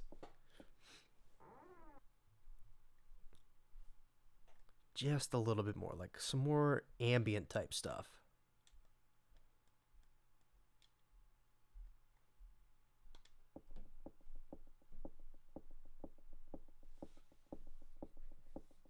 Like even maybe just like some low droney bass tones or something. Just something to give me a little bit more than just Jennifer walking. I mean, it works for certain spots, but I do wish at least occasionally some like spooky music would show up that wasn't attached to a certain room. It would just play for no reason to kind of give you some spooks. That would greatly enhance the overall experience. All right, we've gotten the gold key from this room.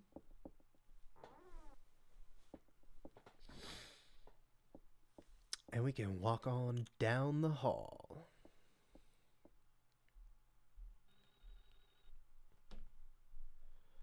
All right, since we're already on the bottom floor and I don't feel like having Jennifer walk up some stairs again,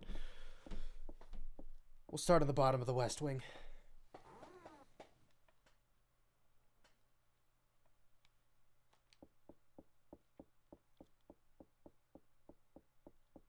I think if you instead go upstairs and then run down this hallway, you'll hear a scream and you can look out the window and see one of your friends die. It's another way you can see a friend die.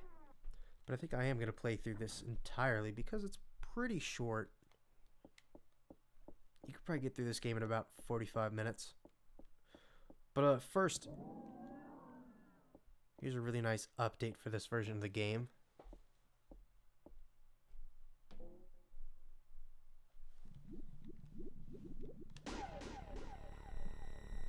Ooh, spook! And I love the way the zombie moves. It looks really ridiculous. It kind of looks like it's dancing. I love it. Alright, and you can kill the zombie with a knife over there. But it's kind of a pain in the butt. And I think once you leave the room, your encounter with the zombie is over. Yeah. That's really all you need to see. You just need to see the zombie do some dancing.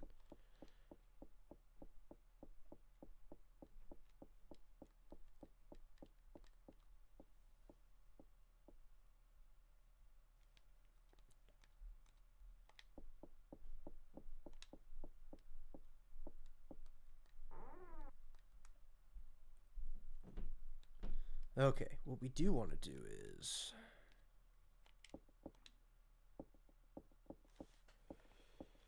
grab this key here and we'll get the S ending. You get the super secret special S ending. Or what? Where's the key? Where is the key? It's supposed to be there, but maybe... Yikes. Maybe they've moved the key in this version. Or maybe you can't get the, oh, you know what it is? I can't get the S ending because I watched Anne die. I don't think Anna's supposed to die because she's, I think, is the only character that can live in the S ending. But there will usually be a key sitting next to that corpse of the bird.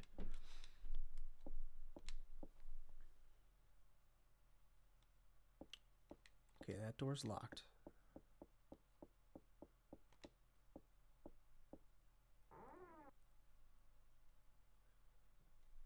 If you stay in here, something will pop out of that box. But it's one of two things. You either get the classic cat jump scare or you actually get an encounter with Bobby.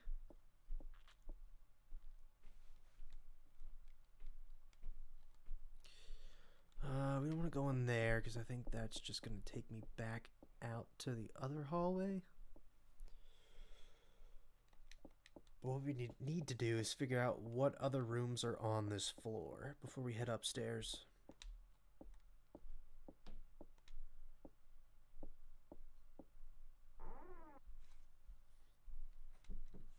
Okay, so this is a room that they've added. I don't even think that this was in the PlayStation version either.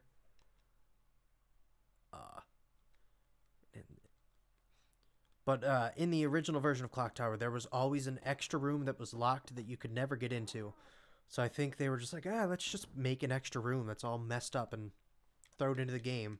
And I thought that was a cool touch. I really wish they had done a little more with it. But, you know, since it's only a hack, I can imagine they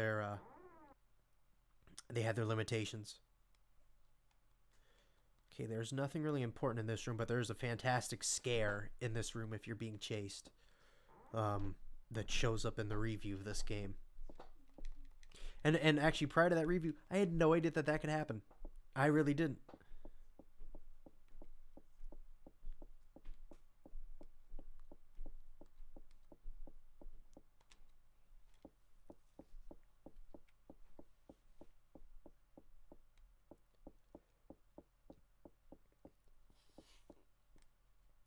All right, well then let's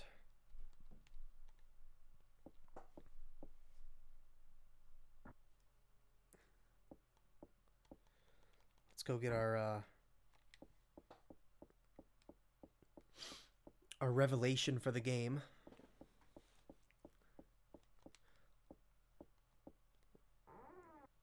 Go find the rest of the story. But first, we must wait.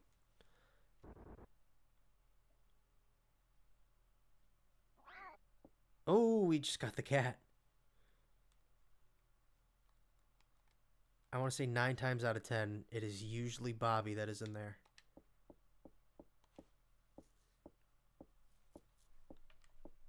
Indeed, the more you know.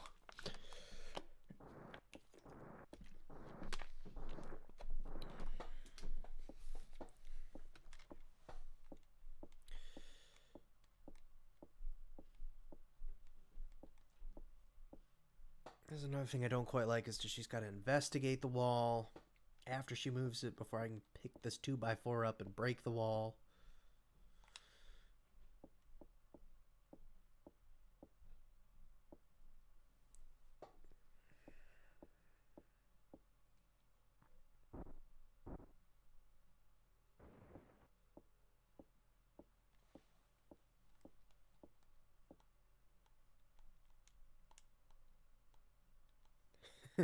Breaks the wall, it collapses.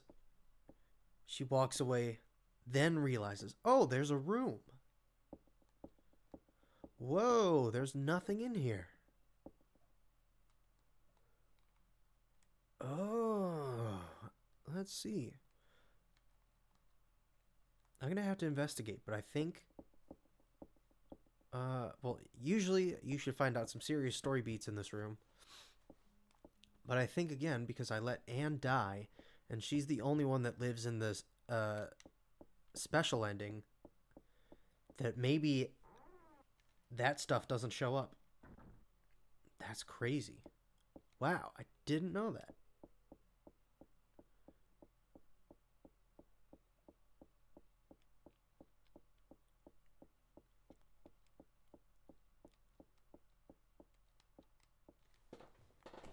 So I guess you'll have to go play the game to find out what's in that room.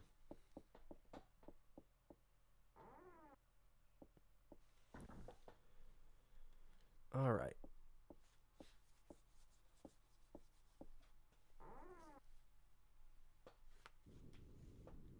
All right, we don't care about this room, but we care about the room that it's attached to.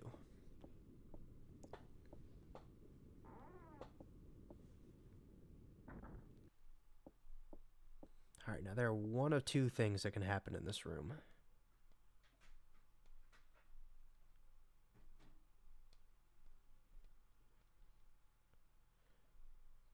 Let's see which one we get. Okay, we get the doll. In this version of the game, the clown can come to life too.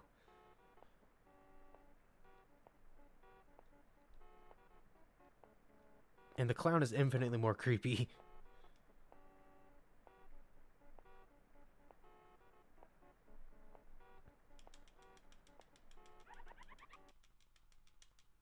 Alright, and that will kill you if you don't do that correctly. That music that played, it's a song. I don't know what the significance is of the song, but it shows up in multiple games. I think by different developers. So I wonder if it's just like a song that is maybe has some sort of cultural significance in Japan, or if it's just maybe kind of like this weird meme song that has some sort of significance that I just don't know about. Maybe it's a classical composition, and again, I don't know about it, but it shows up, I think, in like Stunt Effects Racer and a handful of other Super Nintendo games.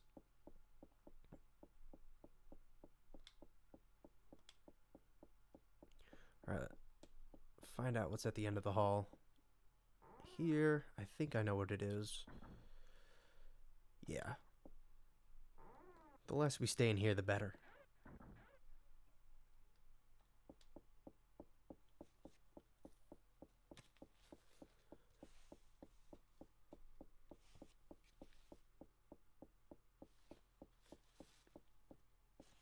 Yes, like Tanaka's song.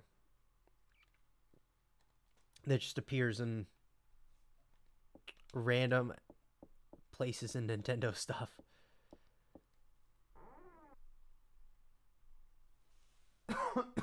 Excuse me. Alright. Moment of truth here. This determines which item we need to get into the basement. I have a feeling, yep, that we are getting a visit from our old friend Bobby. Okay. I also like how Jennifer has to wait for Bobby to get to the same plane, and then the chase can continue.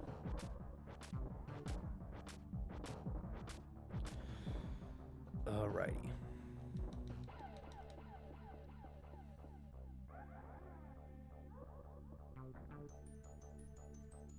Alright, we got some running to do.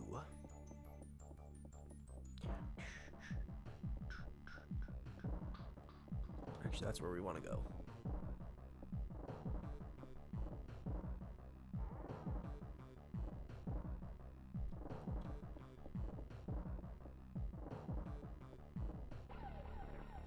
Oh no! I love that mechanic of tripping, but after you've played the game enough, you will realize that it happens in certain locations only. But it's still a cool mechanic for such an early survival horror game.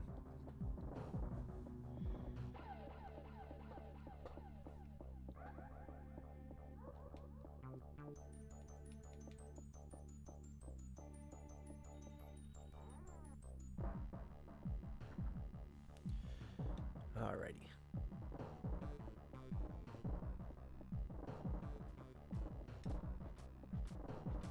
Oh, I hear him.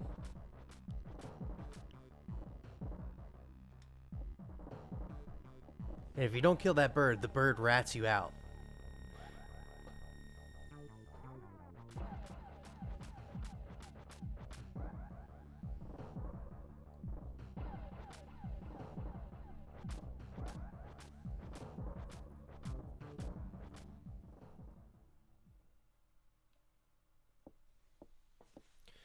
Alright.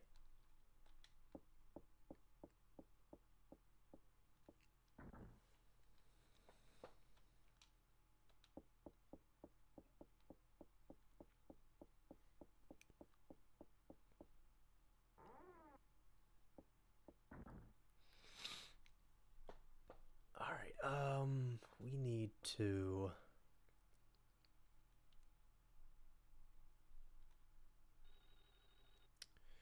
Let's see, we need to, I think, head over to this room. At the end of the hall here. No, Jennifer, why have you done this?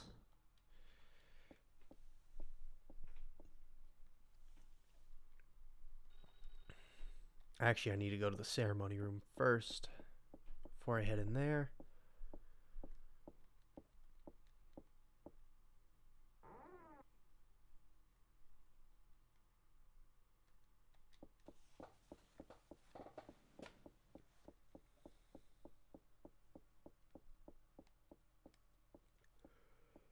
But yeah, you gotta head to the ceremony room because if you don't get some information from there, then you won't know what to do next. Or I guess you really can't do what is next. In theory of the game, the character doesn't know what to do next. It might have been this one.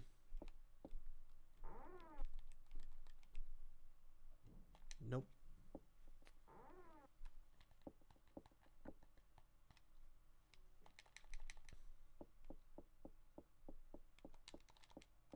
No, stop. There we go. Here we go.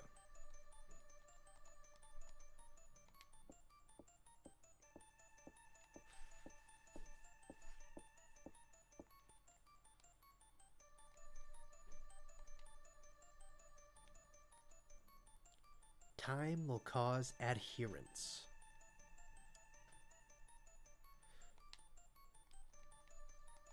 Big old spooky picture. Love it.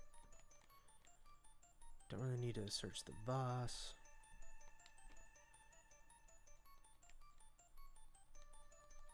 Alrighty.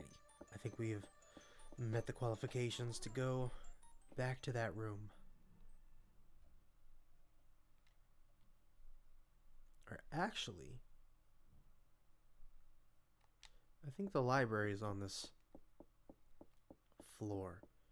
And I think I need to go there.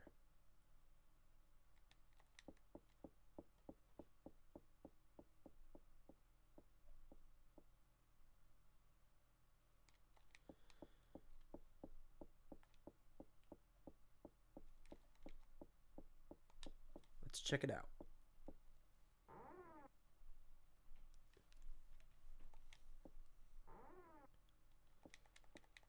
Oh shoot. Did I already pass the library?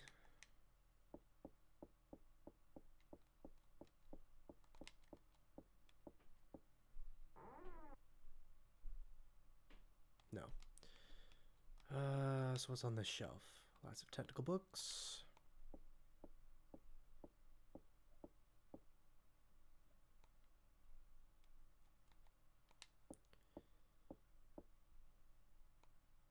Nani?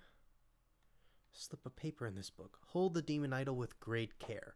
A tree in a forest, a person in a crowd. The idol statue, or the idol is on a statue. That's what we needed to know. Whatever could they mean?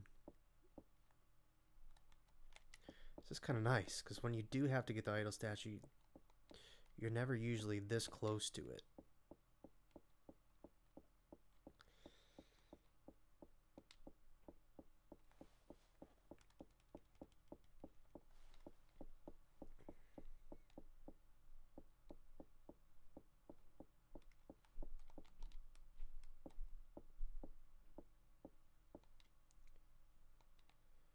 Oh, nothing there.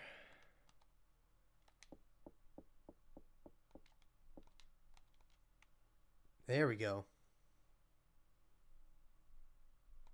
It's cold. That's a damn cool looking statue.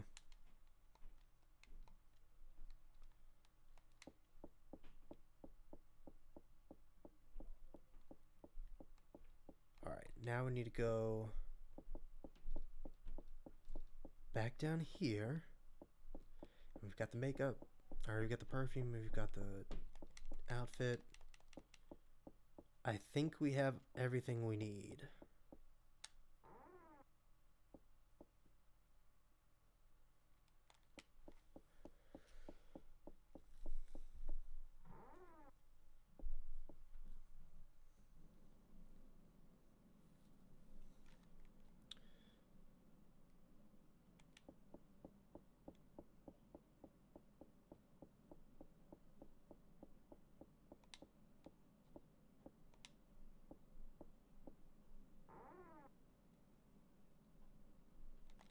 Damn, it's the wrong room again.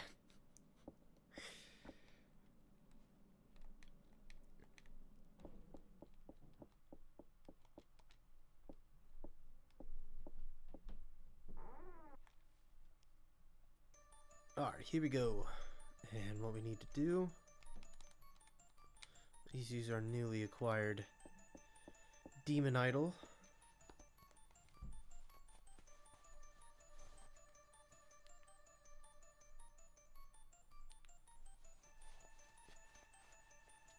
It doesn't matter what it means.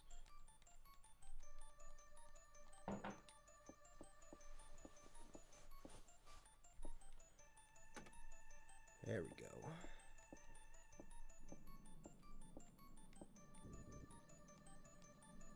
And voila, our ticket to the basement.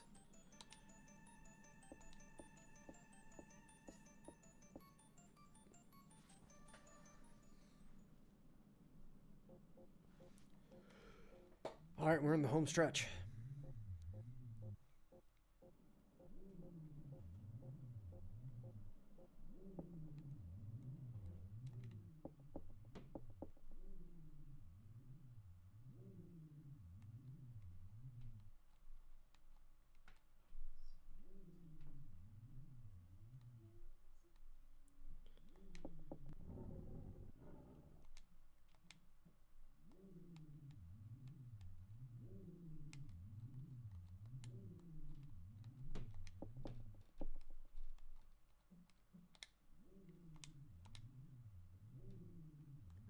And then we need...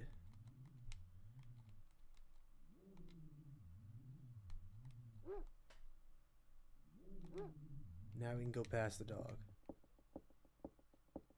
If you don't do that, you get mauled on by the dog.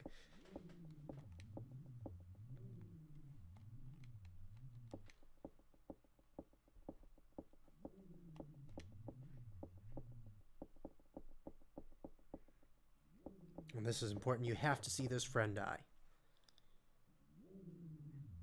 In the game, you're pretty much required to see 2 of your friends die. You're still alive. Ugh, Jennifer. The switches. In the clock tower.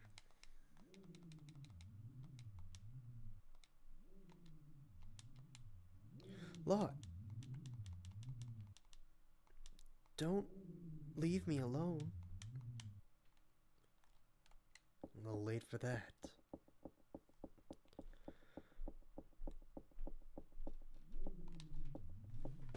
Alright, now time for my favorite part of this game.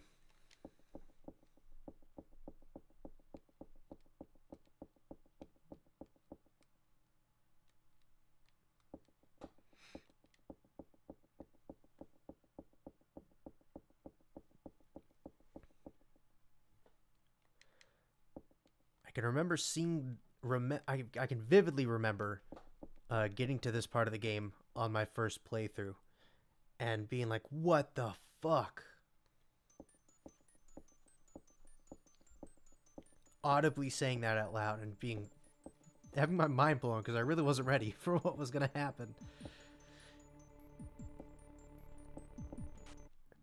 Like, what the fuck? That's creepy. Also, this is the best music in the game.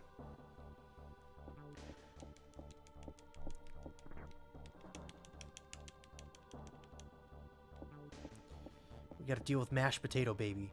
But first, Jennifer's gotta, look both ways before she crosses this.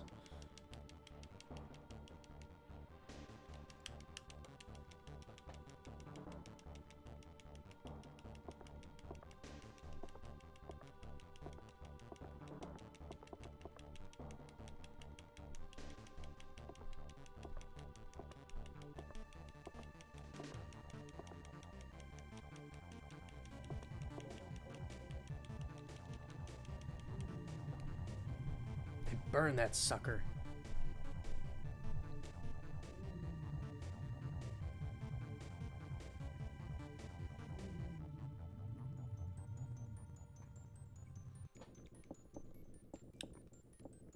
And that's where that scene ends in the Super Nintendo version.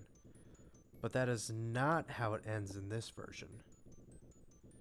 So this is also like a weird cutscene that I've only ever seen the one time I've played through this version.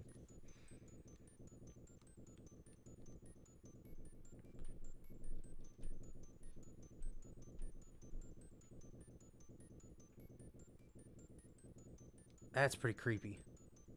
But I don't know if that's supposed to be Scissor Man or if that's just supposed to be like the actual weird demon baby's like actual form. All right, now let's see. We might have seen too many people die, and we might die in this elevator and get one of the bad endings.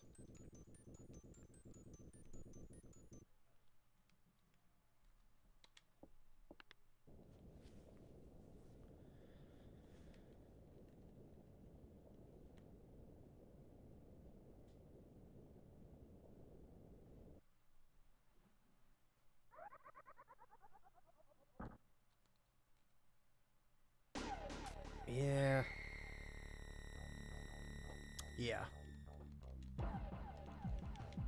Alright. Well, if y'all want to see how the rest of this game ends, how it ends the correct way, then play it for yourself. And with these awesome, with the awesome outro song, I think that is where I'm going to end tonight's stream. So thanks everybody for coming and hanging out. It's been fun on old Hallows Eve here. Playing some spooky games, and maybe some not so spooky games. Playing some spooky bad games with Castlevania Adventure. But before the next video drops about this, November 2nd is going to mark the 3-year anniversary for Retro Drew, and on Saturday, November 7th at 8 p.m., I'm going to be doing a 3-year anniversary live stream where I'm going to talk about the origins of the channel, play through a handful of the games that I have reviews for. I want to do a small breakdown of my favorite reviews on the channel, and then I'm going to cap it all off with a lost episode of Retro Drew that I've had for a couple years now that for whatever reason I just decided it wasn't good enough to come out, but I figured that'd be kind of a fun thing to do for a 3-year anniversary stream. So be sure to tune in for that. And once again, thank you all for tuning in.